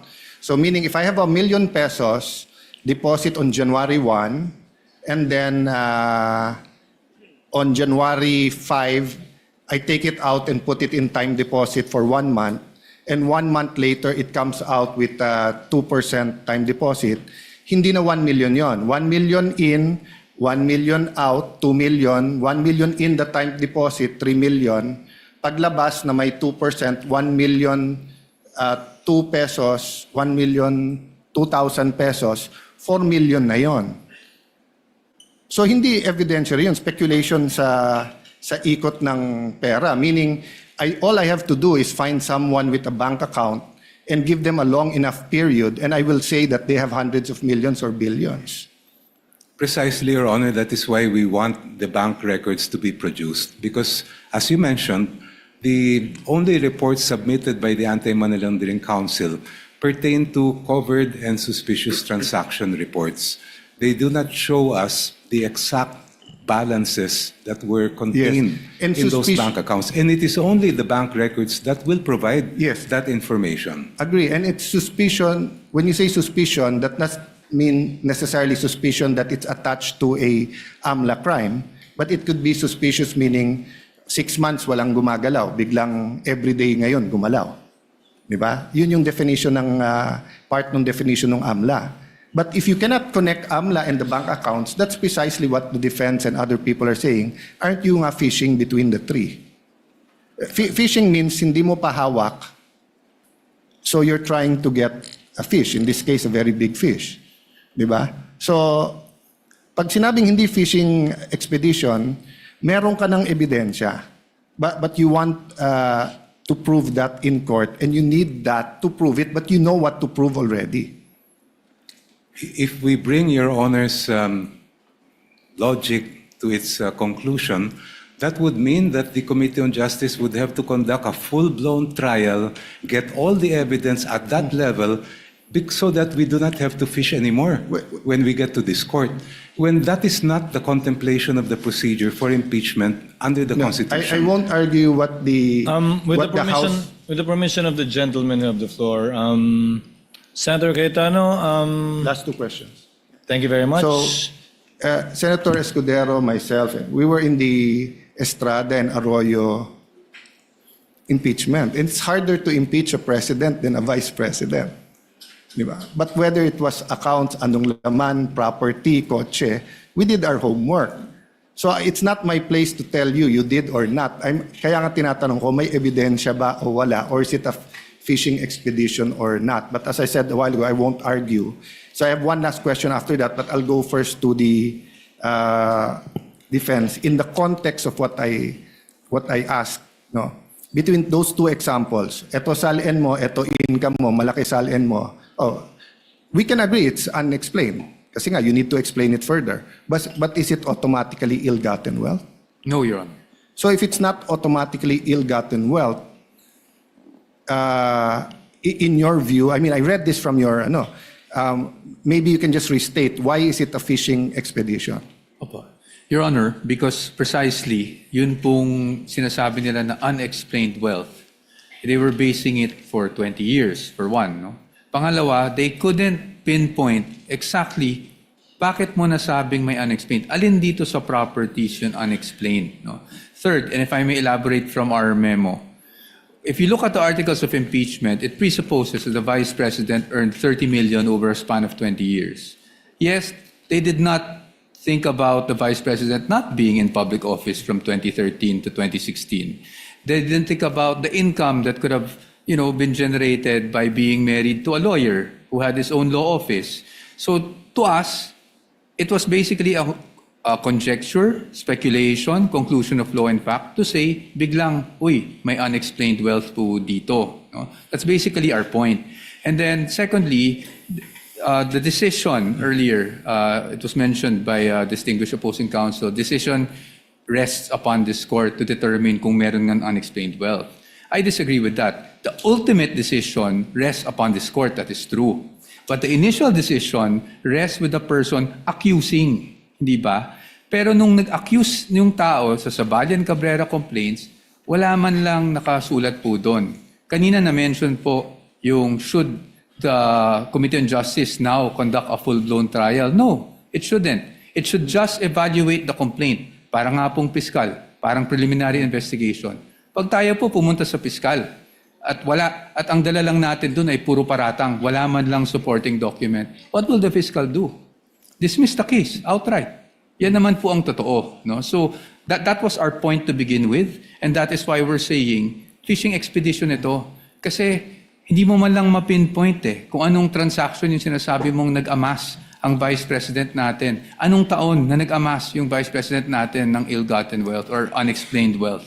At dahil doon ngayon, we're asking for records spanning 20 years, both BIR records, bank records, AMLC records, which they already have actually from the Committee on Justice. Pero hindi natin ma-pinpoint alin ba talaga dito. We cannot specify kung ano yung act, ano yung omission na ginawa niya na nakapag-amass siya ng unexplained wealth. Talking about both parties talking about the fiscal or prosecutor, actually binago na rin ngayon. Probable cause with reasonable certainty mako-convict. So meaning you go to the fiscal's office that you point out ano yung crime, sino yung gumawa ng crime, and yung preliminary evidence mo might not be enough to convict at that time, but enough to say na hindi lang to marites. So if I go to the fiscal's office or ombudsman saying this senator has 150 million in SALN, 10 years ago it was 50 million, therefore it's ill-gotten wealth, and then wala pa akong ibang dala except yung magkano sweldo dito, I doubt the fiscal will file that case. But if I tell the fiscal that he has 2 cars in his SALN, but eto, I see him using 4, then give him the opportunity. But I can subpoena the LTO. Na kanino ba yung plate number na yan? Baka namang nasa kapatid talaga niya, no? But the last set of questions, I'll just ask it once, no? So I think everyone understands naman the subpoena regarding the Vice President. The issue was really the dates and how specific or hindi. Actually 2 questions. The corporations, do you not have to pierce the corporate veil, considering there's no allegations in the articles that these companies were used to amass ill-gotten wealth? In fact, I haven't read everything, but so far sa binasa ko, is hindi kumikita tong mga kumpanya na to. Because there's a Supreme Court decision that if it's a joint account, may rights din yung isa.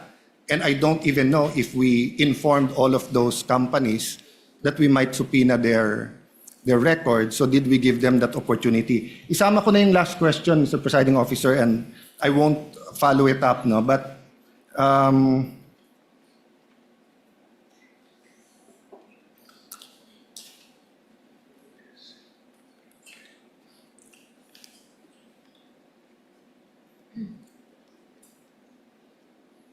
yeah, the question was, because a law student asked me, Sir, bakit dinala yung box dito sa Senate? Ba't na lang hindi nila binuksan sa House? So sinagot ko sa kanila, ano ba turo ng professor nyo? Sir, hindi naman nakalagay impeachment trial in cases of impeachment. So the House was actually empowered to open the box there. So I just wanna know the position of both parties kasi nahihiwagaan ako sa box na yon. Sinil, dinala dito, ibabalik sa inyo, then magsusupina tayo. But dun sa graduate na yung nagtanong sa akin doon, they discussed it daw in class, and their professor and their class, ang consensus is that the House could have opened it because the wording in the is it the BIR case or the bank accounts? No, bank accounts ata, yung in cases of impeachment yung nakalagay dun sa sa Bank batas. accounts. Secrecy of bank deposits. Yes. So ang question niya, let me rephrase, is that did you do that there? Kasi if you did that there, hawak nyo na ngayon. Hindi na namin problema sana. No? So those 2 questions lang regarding the Do you think nag-comply yung requirements dun sa companies, and should we give notice to the companies? And secondly, about bank account, could you have opened it already in the House? Yung BIR din ba? Counsel for the panel of prosecutors may respond. Thereafter, counsel for respondents. Thank you, Your Honor. And we would like to thank Counsel, thank you very Senator much. Judge Thank you, Allen for his Senator interjections. If Your Honor, please, the doctrine of piercing the corporate veil applies when we are determining liability of the company or corporation involved. In this particular case, that doctrine has no application at all. We are asking for those records to be produced so that we can determine the extent of participation of the Vice President, as she herself had admitted those business interests in her salens. Kaya po namin hinihingi po yun. Kaya sa tingin po namin ay wala pong aplikasyon ang piercing the corporate veil. Second, as far as opening the box is concerned, while it is true that under Republic Act 1405, there's no qualification that impeachment trial lang po ang pwede. As I understand it, it was the better judgment of the committee out of sheer discretion and prudence not to, because at that time we were already being bombarded with petitions left and right seeking to restrain our proceedings.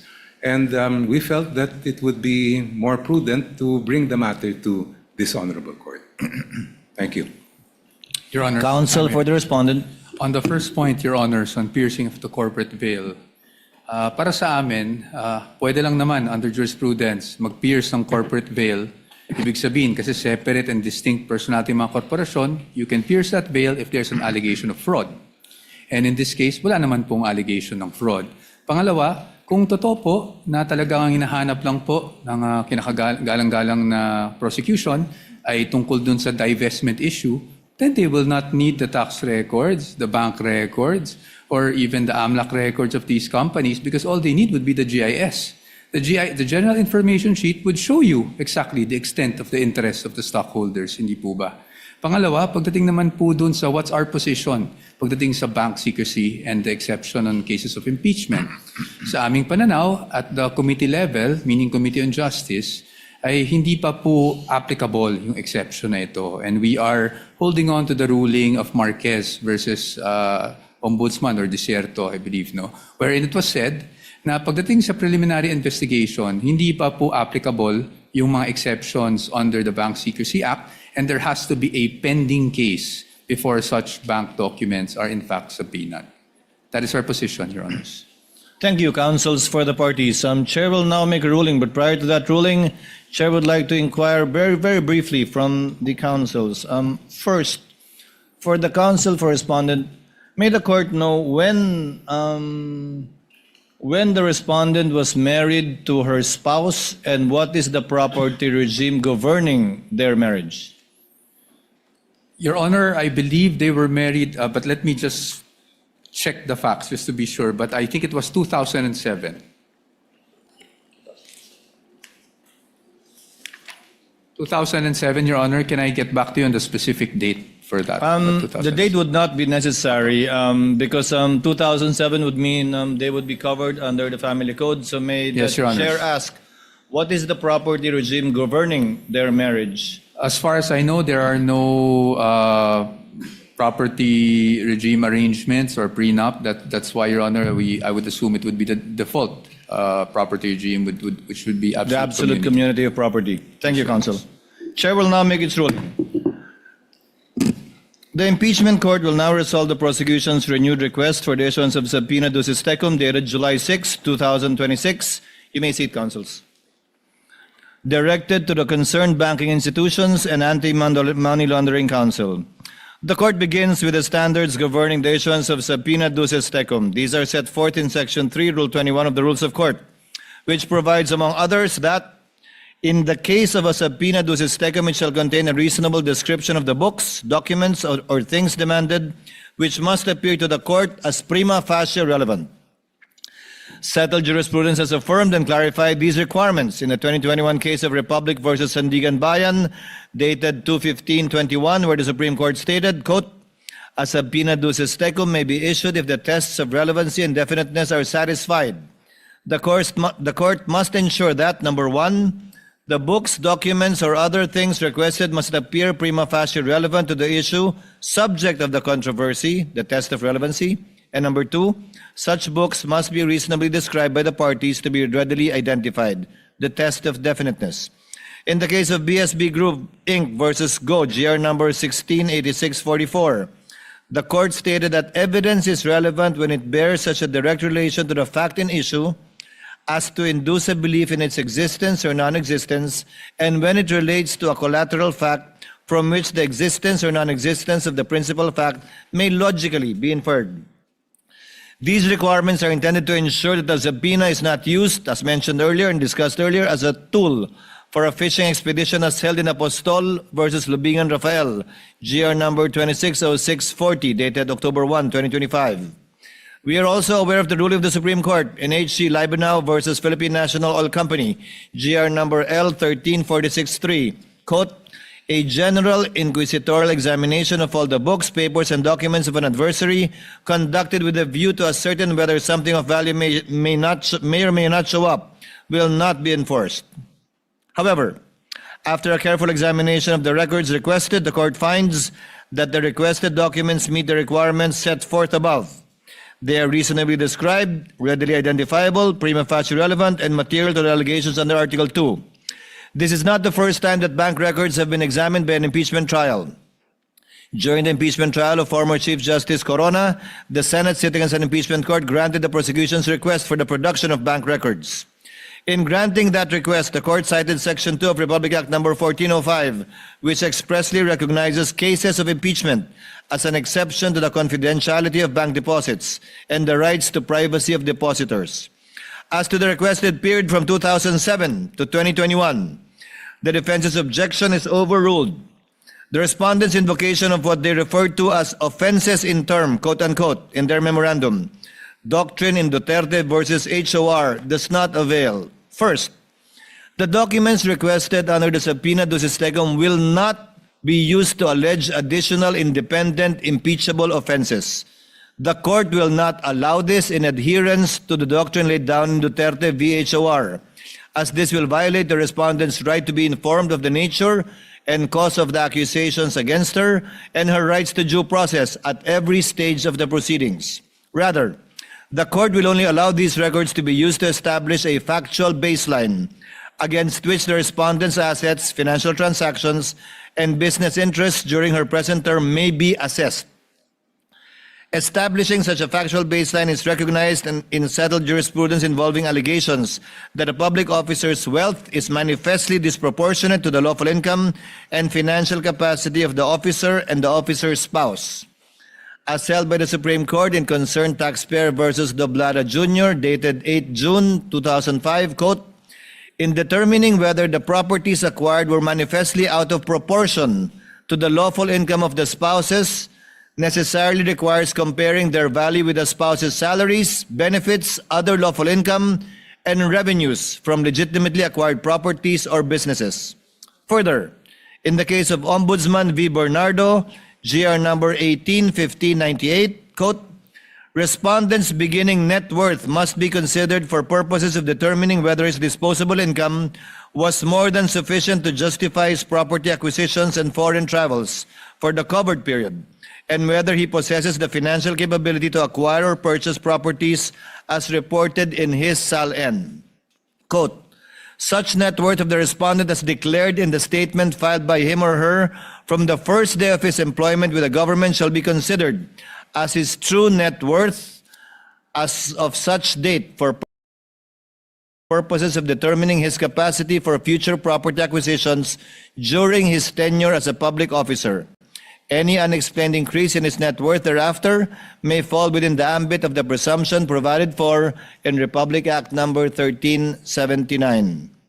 The production, therefore, of the records from 2007 to 2021 is authorized strictly for that limited purpose only. Their admissibility and evidentiary use shall remain subject to the prosecution establishing their connection to the alleged unexplained wealth during the respondent's present term in relation only to Article 2 of the Articles of Impeachment. Now, with regard to the bank records held separately by attorney Mans Carpio and jointly by him and the respondent, the defense's objection is likewise overruled. The respondent's reliance on Republic versus Eugenio is unavailing. That case involved only an ordinary civil inquiry into spousal assets that were not statutorily aggregated. On the other hand, Section 8 of Republic Act number 6713 requires public officials to disclose their assets, including that of their spouses. Their financial interests are therefore statutorily intertwined for purposes of disclosure. Respondent likewise insists on the separate legal personality and distinct right to privacy of Attorney Carpio, but this is likewise untenable. Article 75 of the Family Code explicitly provides, which is why the presiding officer earlier asked the property regime governing them. In the absence of a marriage settlement or when the regime agreed upon is void, the system of absolute community of properties established in this code shall govern. Under this regime, Article 91 dictates that community property shall consist of all the property owned by the spouses at the time of the celebration of marriage or acquired thereafter. Furthermore, the Family Code imposes a strict statutory presumption under Article 93, which mandates that property acquired during the marriage is presumed to belong to the community unless it is proved that it is one of those excluded therefrom. The law is clear on the matter. The legal necessity of examining the financial records of Attorney Carpio is firmly cemented by the default property regime of absolute community of property governing his marriage to the respondent. Absent any proof of a different property regime governing their marriage, any funds deposited in the bank accounts of Attorney Carpio are legally presumed to form a single, indivisible mass of community property jointly owned with the respondent vice president. Because Philippine civil law legally merges their assets, properties, and income into a single absolute community, it is a legal and mathematical impossibility to determine the respondent's true net worth or lawful income without examining the bank accounts of her husband. Investigating Mr. Carpio's financial records is therefore not an unwarranted intrusion into a third party's privacy, but an absolute legal prerequisite in determining the actual aggregated wealth of the respondent. The defense likewise invokes the Data Privacy Act, classifying the records as sensitive personal information, requiring strict scrutiny, quote-unquote, citing Zoleta versus Ombudsman. The court, however, in Zoleta did not really use the phrase strict scrutiny, but said strict adherence to the Data Privacy Act. Accordingly, Section 16B of the Data Privacy Act expressly states that the right to privacy does not apply when personal information is needed pursuant to a subpoena. Furthermore, Rule 5, Section 22F of the DPA, Data Privacy Act Implementing Rules, expressly permits the processing of sensitive information, personal information, when provided to government or public authority pursuant to a constitutional or statutory mandate, and when necessary for the protection of lawful rights, interests in court proceedings. Now, as to the 21 listed corporate entities and partnership, the requests are granted with respect only to 19 corporate entities and partnership. The respondent's connection to these entities is prima facie shown by the general information sheets in the articles of partnership, which have been pre-marked in evidence, and by her admitted sal-ens from 2022 to 2025. The request, therefore, is not considered as a fishing expedition, and subpoenas may issue for their peso-denominated accounts strictly only in relation to Article 2. However, the requests directed to banking institutions concerning JTC Group of Companies and Pikimong Philippines Corporation are denied. Their general information sheets do not identify the respondent or her spouse as shareholders, and the prosecution at this time failed to show either a direct business interest or a clear and convincing basis to disregard their separate juridical personalities. As held in Pantranco Employees Association v. NLRC, GR 170689, and Lanuza versus BF Corporation, GR number 174938, the corporate veil may not be pierced on mere suspicion or speculation. Misuse of the corporation as an alter ego, conduit, or instrument of fraud must be clearly established. Absent such proof, these entities cannot be subjected to the compulsory process intended for another. As to the request for subpoena against the partnership of Carpio lawyers, the same is granted with the following reservation. In adherence to Subido versus Pagante Certeza Mendoza and Binay Law Offices versus Court of Appeals, GR number 216914. The chair notes the practical reality that an examination of a law firm's bank accounts may incidentally disclose sensitive information relating to its clients and legal engagements. The court acknowledges that the partnership and/or the clients of Carpio lawyers may seek appropriate remedies and to challenge compliance with applicable legal requirements, particularly in light of the potential legal implications, including concerns relating to attorney-client privilege, which may also be raised during the trial proper. Furthermore, the court must draw a legal firm line regarding foreign currency deposits. Foreign currency deposits are governed by Republic Act number 6426, particularly Section 8, which recognizes only one exception to confidentiality, the written permission of the depositor. This is also guided by the President arising from the 2012 Corona impeachment trial. On February 19, 2012, the Supreme Court issued a temporary restraining order in PS Bank versus Senate Impeachment Court, GR number 200-238, enjoining the Senate from opening the Chief Justice's Corona dollar accounts in the absence of a written waiver of the depositor. Accordingly, insofar as the request covers foreign currency deposits of the respondent, her spouse, separately or jointly, as well as the corporation and partnership, it is denied. Such accounts shall be excluded unless and until a written consent of the respective depositors is produced. The court now turns to the records held by the AMLC or Anti-Money Laundering Council. As to the request directed to the Anti-Money Laundering Council, the same are granted with respect to the respondent, her spouse, and the 19 entities and one partnership for which a prima facie connection has been shown through the pre-marked general information sheets, articles of partnership, and the respondent's admitted salience. However, the requests as to JTC Group of Companies and Pikimong Philippines Corporation are denied for failure at this stage to establish a prima facie link, the respondent or her spouse and said entities, or any sufficient basis to disregard their separate juridical personalities as previously stated. The defense vigorously argues that AMLC is absolutely shielded from this court's compulsory process by the confidentiality provisions of Section 80 of the Anti-Money Laundering Act, as amended, and warrants that compliance would expose AMLC officers to criminal sanctions for breach of confidentiality. The court, however, finds this argument unavailing. Section 8A regulates unauthorized and arbitrary disclosures by AMLAC personnel. It does not and constitutionally cannot nullify the lawful subpoena powers of the Senate sitting as an impeachment court, where compliance with the lawful constitutional subpoena is a justifying circumstances that, if at all, would extinguish any penal liability under Article 11, Paragraph 6 of the Revised Penal Code for any person acting in obedience to an order issued by a superior or some lawful purpose. In the landmark case of Republic versus Sandigan Bayan, GR 2322724, the Supreme Court explicitly rejected the AMLC's attempt to quash a subpoena ducis tecum, ruling verbatim, quote, "The Anti-Money Laundering Council is not merely a repository of reports and information on covert and suspicious transactions. It was created precisely to investigate and institute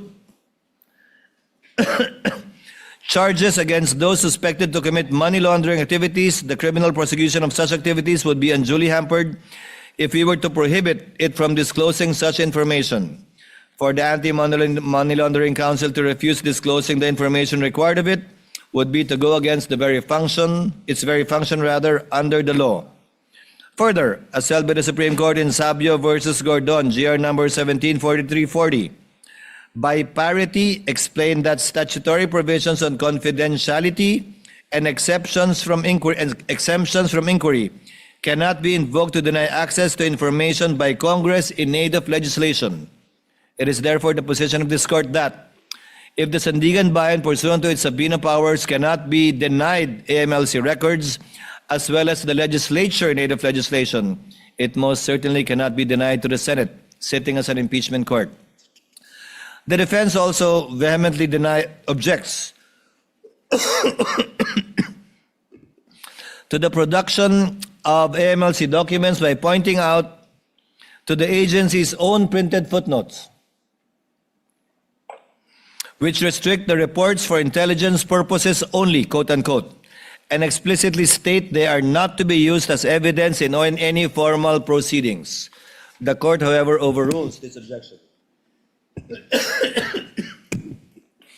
The admissibility and evidentiary weight of documents in an impeachment trial are determined by the Constitution, the rules of court, and the judgment of the impeachment court, not by unilateral disclaimers printed by an executive agency on its letterhead.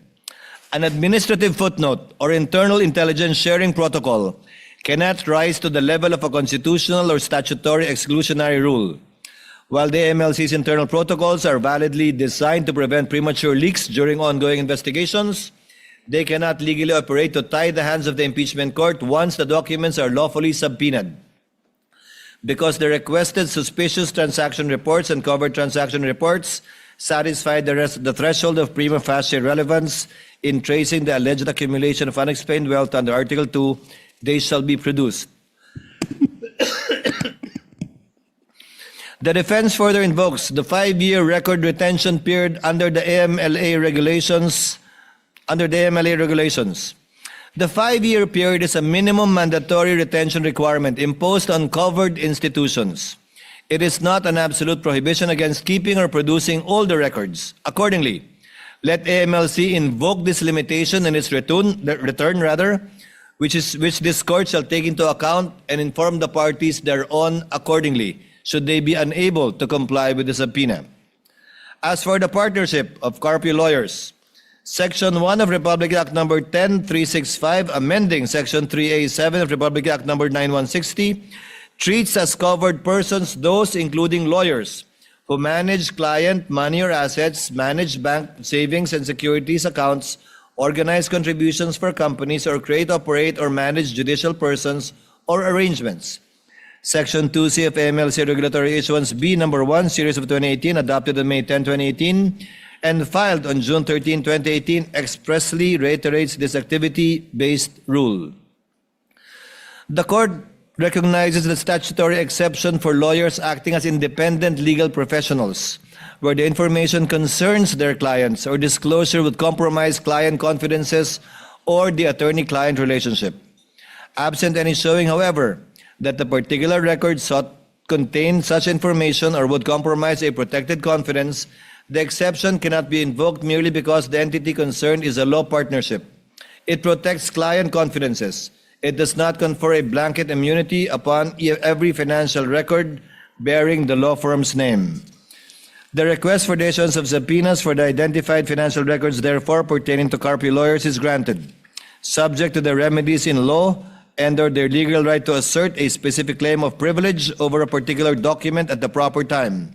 No generalized blanket invocation of attorney-client privilege should exclude compliance at this time. Therefore, to summarize, the court rules as follows.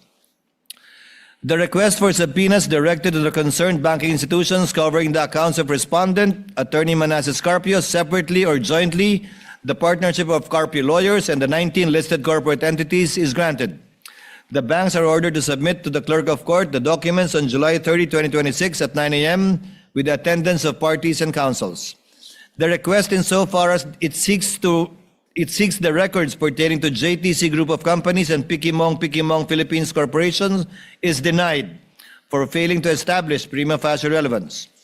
The subpoenas granted shall apply only to peso-denominated accounts relevant to Article 2. Foreign currency deposits are excluded absent the written consent of the respective depositors.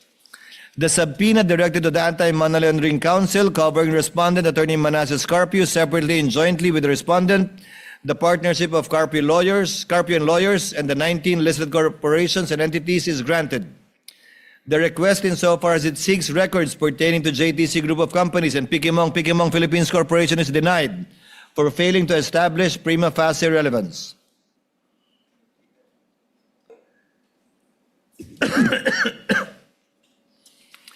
Finally, the court is cognizant of the Supreme Court ruling in Almonte v. Vasquez, GR 95367, where it stated that a government privilege against disclosure is recognized with respect to state secrets.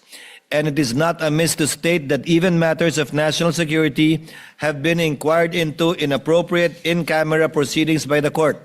Therefore, the court ex abundante ad cautela or out of an abundance of caution hereby directs, in order to prevent the unwarranted exposure of sensitive AMLC methodologies and information, to submit the records strictly in camera to the presiding officer through the clerk of court first on July 30, 2026 at 9 a.m., who shall review these documents privately before turning them over to the parties as may be warranted. The parties are directed to be represented by counsel on the aforementioned time and date for the proper inspection, comparison, photocopying, and or marking of these documents as the case may be. So ordered. Moving now on. BR. The impeachment court will now resolve the prosecution's request for the issuance of subpoena dated July 6, 2026, directed to the Commission or Internal Revenue. At the outset, the presiding officer reiterates and adopts by reference the court's citation of applicable rules regarding the issuance of subpoena ducis tecum, which forms an integral part of this order. The foregoing standards are deemed reproduced and shall govern the court's disposition of the present subpoena requests. After examining the records sought, the court finds that the requested documents meet the requirements set forth. They are reasonably described, readily identifiable, and prima facie relevant and material to the allegations under Article 2. However, the court, similarly, requests insofar as it seeks the records of JTC Group of Companies, Philippines Inc., and Pikimong Philippines Corporation. The prosecution failed to establish a prima facie nexus between these entities to either the respondent or to her spouse. The records sought, therefore, do not at this time satisfy the requirement of prima facie relevance under Rule 21 of the Rules of Civil Procedure. The court also resolves the respondent's objection to the requested period from 2007 to 2021. They anchored their opposition on the Supreme Court's pronouncement in Duterte v. HOR that the basis of any charge must be for impeachable acts or omissions committed in relation to their office and during the current term of the impeachable officer.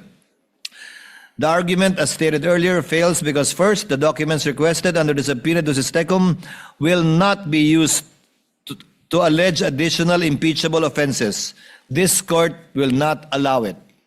For the same reasons discussed in the court's earlier order, consistent with the same jurisprudence which are hereby adopted by reference, the court likewise holds that the requested records are sought to establish respondents' financial baseline and capacity only, not to inquire into or prosecute alleged impeachable acts occurring outside the present articles of impeachment.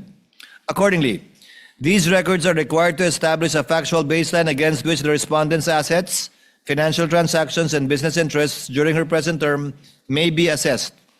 We are also not without precedent. During the Corona impeachment trial, the Salens, prior to his appointment as Chief Justice in 2010, were presented on the January 18, 2012 hearing of the court. Likewise, evidence and testimony concerning properties and transactions before his appointment as Associate Justice were presented before the court on March 13, 2012. Therefore, the production of records from 2007 to 2021 is therefore allowed and authorized strictly for purposes of establishing a comparative baseline only. They shall not be used as proof of another independent impeachable offense. Their admissibility and evidentiary use shall remain subject to the prosecution establishing their connection to the alleged unexplained wealth during the respondent's present term. The defense's invocation of the Race of the Privacy Act is likewise unavailing. As previously stated, Section 16B of that law expressly states that the right to privacy does not apply when personal information is needed pursuant to a subpoena. Furthermore, Rule 5, Section 22F of its implementing rules expressly permits the processing of sensitive personal information provided to government public authority pursuant to a constitutional or statutory mandate and when necessary for the protection of lawful rights and interests and court proceedings. The court is likewise unconvinced by respondents' argument that the issuance of the subpoena will usurp the authority of the BIR under Section 5 of the NIRC. This court is not determining the tax deficiencies or civil liabilities which remain within the province of the BIR. It is exercising its constitutional mandate to determine public accountability under the Articles of Impeachment. Neither does the pendency of a BIR audit suspend or limit the Senate's exclusive jurisdiction to try impeachment cases. The respondent invokes Section 270 of the National Internal Revenue Code to prevent the production of the requested records. The objection is overruled in part. The Supreme Court expressly ruled in Dipad v. Spouses Olivan, GR 168771, that Section 270, quote, of the NIRC obviously does not address the confidentiality of ITRs. It merely penalizes the unauthorized disclosure of taxpayer information, except as otherwise provided for by law. It does not bar the production of the documents.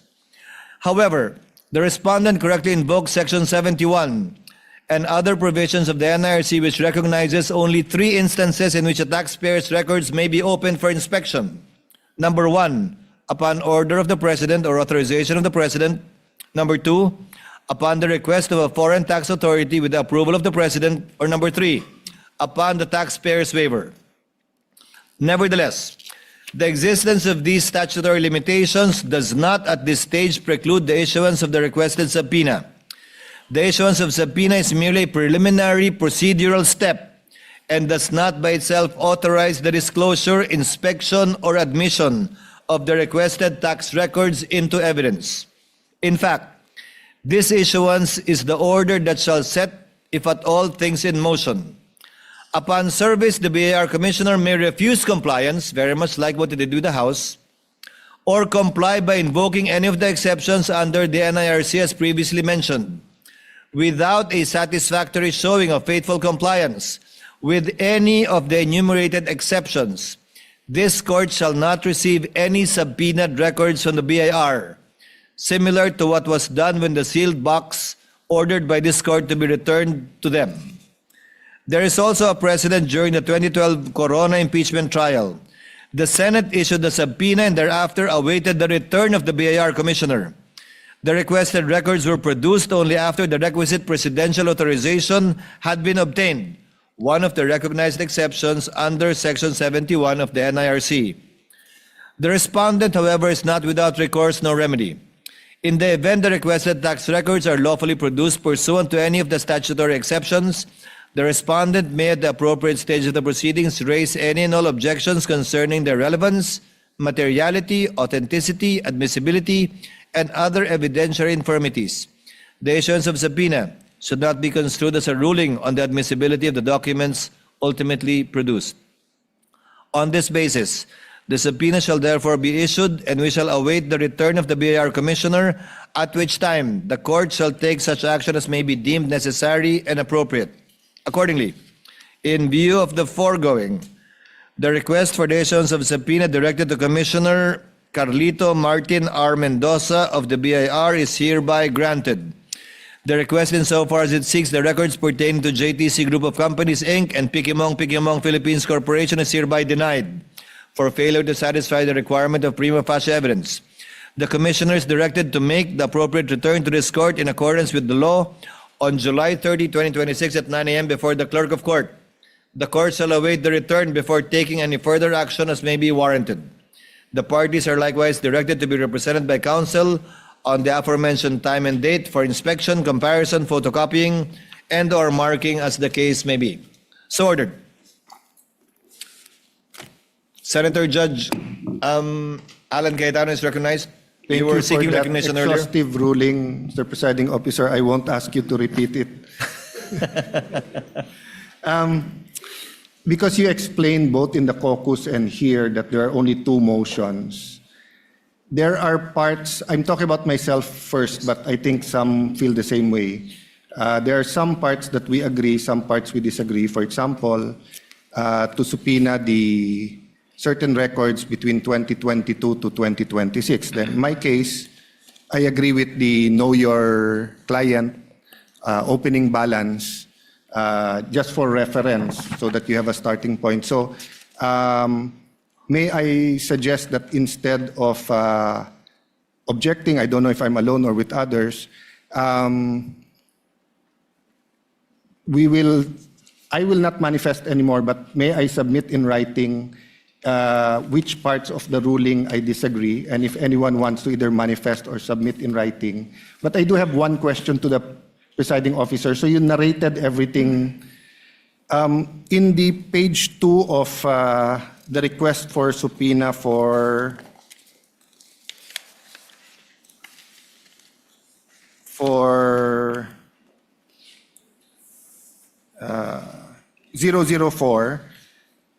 nakalagay, all records filed with, submitted to, or maintained by the BIR for taxable year 2007 to 25, including but not limited to. So sinabi 1, 2, 3, 1 and 2, pero not limited to. The other one, 4, page 4 of the request number 004-2026. Sorry, that's the case number. So the other one is to this one's to the anti-money laundering. Nakalagay po sa page 4, and all other relevant documents. So I just like to ask, was your narration exclusive? Because you did say that it's specific enough, but I don't think specific yung all other relevant. The test of if it's definite is that wala nang iisipin yung pinadalan mo ng subpoena. So kung anong nire-rate, yun ang kukunin. That is a common practice perhaps used by lawyers, but the understanding of the court, and let this be part of the ruling of the court, is that only the documents specifically mentioned Thank you for that. and will not include that catch-all phrase, because I doubt too if the banks, the BIR, AMLC, would be able to supply the and such others unless it was specified. So with the permission of the court, I'll submit my where I agree and disagree. Permission granted, and any other senator judge who wish to submit the written explanation in regard to the twin orders may do so. Senator Judge Marcos and Legarda are both raising their hands, so the same applies to them. Submit. Senator Judges Marcos, Legarda, and Villar Camille are manifesting that they will be submitting their manifestations in regard to the twin rulings of the court, and the same is allowed and will be made part of the records.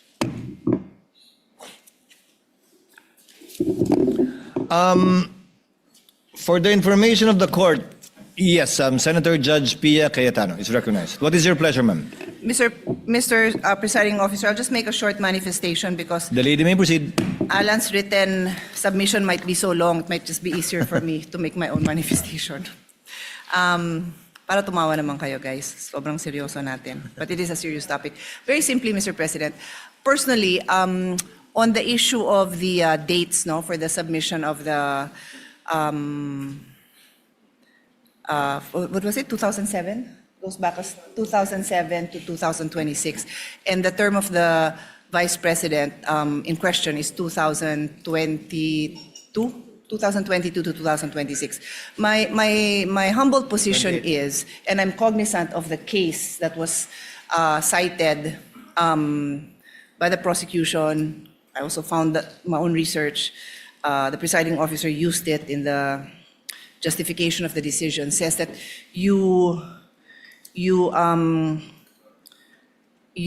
go back to set that baseline. I understand that. Madali naman siyang intindihan. Ang sa akin lang naman, in the interest also of considering the rights of the person under trial, we could have considered starting at 2022, and if there's more than, kung dun pa lang, it already shows that unexplained from 22 to 2026, there may be no reason to go back and at least respect that part of the record. So yun lang naman ang sa akin. Kasi hindi naman mahirap na tingnan yung 2022 to 2026. O hindi mo makita yung baseline pero may trend. Then dun, saka tayo pupunta doon. Diba? That's our way of showing respect also for the persons who are brought here to trial. But anyway, we submit to the ruling. I just wanted to explain that that could have been a middle ground, Mr. Presiding Officer. Thank you. Noted and well taken, Senator Judge Pia Cayetano. Chair would now like to take up some administrative matters. We are in receipt of a motion to set conference for the transfer of markings and comparison of video exhibits filed by the prosecution. Since this was received only last Friday, the court was not able to act on it on their requested dates. Court therefore sets this to July 21, tomorrow at 9 a.m. Due notice is given to both parties for this purpose. Likewise, the court is in receipt, the presiding officer rather, as well as the Senate President, of a letter of manifestation signed by Senator Judge Marcoleta, citing a rule in the era of impeachment trial and wanting his vote to be considered, Chair, the presiding officer in this court will not act on it at this time, but instead, since we will be resuming next week, we'll be referring this matter to the Senate as a legislative body, given that it's the Senate that will be amending the rules to allow participation through a vote. Because apparently, as pointed out by Senator Judge Marcoleta, during the Estrada impeachment trial, a rule was adopted, which we are confirming, that allows the Senate President to provide a mechanism by which a senator who cannot vote under any unavoidable circumstances to cast his vote on any matter. But since this impinges upon the rules of the impeachment court, this matter should properly be taken up by the Senate as a legislative body. And whatever decision the Senate will have as a legislative body, the court shall implement it. But let it be placed on record that personally, once we convene the Senate as a legislative body, I am inclined to agree with the suggestion of Senator Marcoleta, for as long as there is no suspension, according to him. Yes, Senator Judge Cayetano. I'll not object to that at this point in time. Just as an additional information, I think Senator Estrada elevated to the Supreme Court the denial of the Sandigan Bayan to allow him to attend. But may you also refer my previous manifestation that as a court, we can also communicate whether it's with the Sandigan Bayan or the... But if you're going to say it's going to be to the rules, that's not in conflict. But maybe we can take it up whether in caucus once the Senate convenes. The point of Senator Judge Allen is well taken. We shall do so at the appropriate time. Now, on other matter, Senator Judge Padilla is recognized. What is your pleasure, sir? Mahal na tagapamahalang hukom, patungkol po doon sa nangyaring ruling, nais ko lang po sanang magmanifesto. The gentleman may proceed. Ginoong tagapangulo at mga kasama, matagal ko na pong isinusulong ang freedom of information dahil ito po ay bumagsak sa aking komite. Ito po ay tunay na kailangan natin. Sapagkat dito po talaga natin mapapatunayan yung sinasabi nating public trust. Pero meron din po kasing napakahalaga yung tinatawag na equal protection of the laws. Sang-ayon po sa Artikulo 3, Section 1 ng ating Konstitusyon, Bill of Rights, ang nagsasabing hindi dapat alisan ng buhay, kalayaan o ari-arian ng sinumang tao ng hindi kaparaanan ng batas. Ni pagkaitan ang sinumang tao ng pantay na pangangalaga ng batas. Ang mga pamantayang ginagamit natin ngayon ay dapat pareho ring ipinatutupad sa lahat ng impeachable officials, anuman ang kanilang pangalan o posisyon. Hindi ko po makakalimutan ang naging pahayag ng dating Senadora Miriam Santiago dito mismo. Siya po ay isang huwes at ginagalang na propesora ng batas. Ang sabi niya, constitutional analysis is a technical field. Ang pagsusuri sa konstitusyon ay hindi isang sining. Isa itong technical na larangan. Hindi po dapat ito ini-interpret ng basta-basta o kailangan may due process. Nung una ko pong narinig kanina na ipaliwanag po ng ating Senator Judge Alan Peter Cayetano, tinanong sa prosecution kung ganito rin ba ang ginawa nila noong may impeachment kay Presidente Bongbong Marcos. Napakalinaw po na ang sagot nila ay hindi naman sila nagtanong. Hindi sila nagsaliksik kung paanong ginagawa nila ngayon sa pangalawang Pangulo. Ang akin po lamang Makatarungan ba na hindi parehas ang trato natin dito? Dapat sana parehas eh. Kaya po, ang hinihiling ko sa atin, total naman, lahat naman kayo ay sumang-ayon na sa Freedom of Information Bill ko. Hindi pa nga lang nagsasubmit ang House of Representatives. Bakit kung ganito ang pamantayan natin, edi buksan na natin lahat ng bank records natin. Lahat na. Tayong lahat ay buksan na natin lahat para mapakita sa taong bayan na wala tayong kinikilingan dito. Ito ay oras na para samantalahin natin ang pagkakataong ito na ipasa yung FOI. Kasi kung ganito, na parang meron tayong tinititigan sa tinitingnan, hindi maganda ito para sa taong bayan. Tandaan po natin, pantay-pantay tayo sa harap ng Diyos at ng batas. At hinihingi ko po sa inyo na ilagay sa record ang aking pagtutol sa ruling na ito. Maraming salamat. For the record, there is a pending bill as well requiring all public officials filing a SAL-N to execute a waiver in favor of relevant government agencies together with their SAL-N on top and in addition of the FOI bill filed by the Honorable Padilla na tinatalakay din po natin sa ngayon. Before proceeding on one more matter, may I inquire from the lead prosecutor or someone from the panel of prosecutors who their intended witnesses will be for tomorrow and Tuesday? Sorry, tomorrow and Wednesday. Forgive me.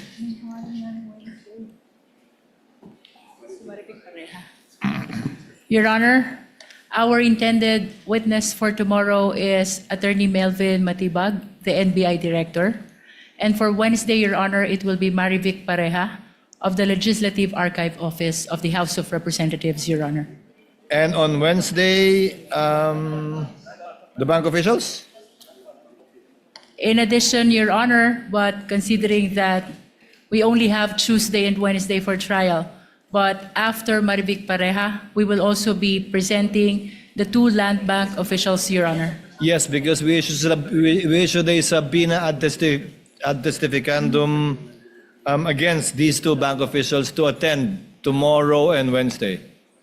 Yes, Your Honor. So for the information of the two bank officials, if they are listening, they may simply attend the Wednesday trial, not the trial tomorrow, although the subpoena indicates tomorrow and Wednesday. Would that be okay, counsel for Yes, Your Honor. panel for prosecutors? Lead prosecutor, rather? Yes? So Attorney Melvin Matibag tomorrow, and if at all, Ms. Marivic Pareja and Ms. Marivic Pareja and the two bank officials on Wednesday. Counsel for the respondent, ma'am? Good afternoon, Your What Honor. is your pleasure, ma'am? May I be recognized, Your Honor? Yes, ma'am. This is regarding what matter, ma'am? Just two administrative matters, Your Honor. The Please, first ma'am. one with respect to the motion to set conference for the transfer of marking and comparison of video exhibits. We would also like to request that the respondent be allowed to also mark additional documents at the appointed time tomorrow.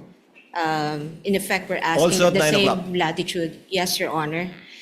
In fact, some of the documents that we intend to mark tomorrow would be also our copies of some of the listed items in this motion, Your Honor. Of And- course, that motion already made by counsel for respondent is hereby granted. The respondent, in similar fashion to the prosecutor, may also mark Thank you, Your Honor. or change the markings or mark any pieces of evidence they wish to do so in order to facilitate the trial. So ordered. Yes, thank you, Your Honor. And just to place on record the additional marking of evidence and whatever transfer of markings that the prosecution will do tomorrow is without prejudice to Section 3, Administrative Matter Number 2026-001 of this impeachment court with respect to the guidelines for the conduct of the pretrial conference, which explicitly states that the marking is without prejudice to any questions on admissibility relevance, etc., Your Honor. That is the understanding, counsel, yes. And the second The matter, chair confirms that.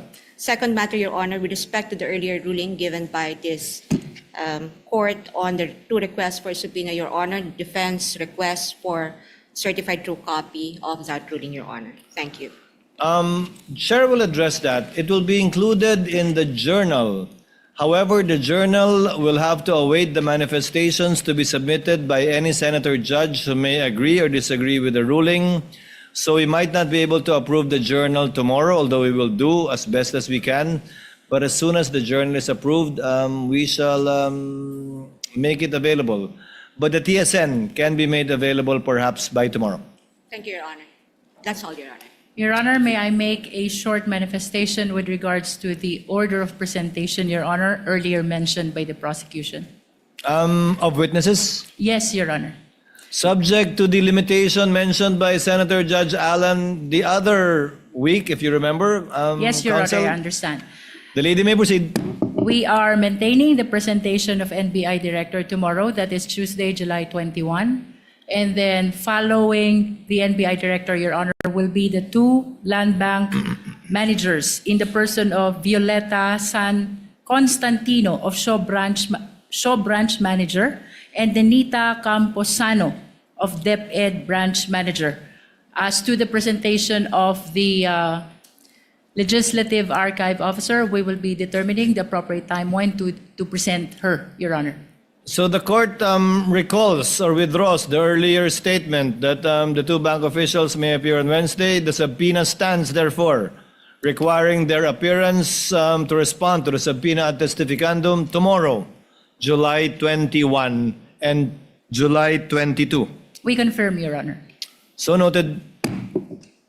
Any other matters that any of the parties wish to raise?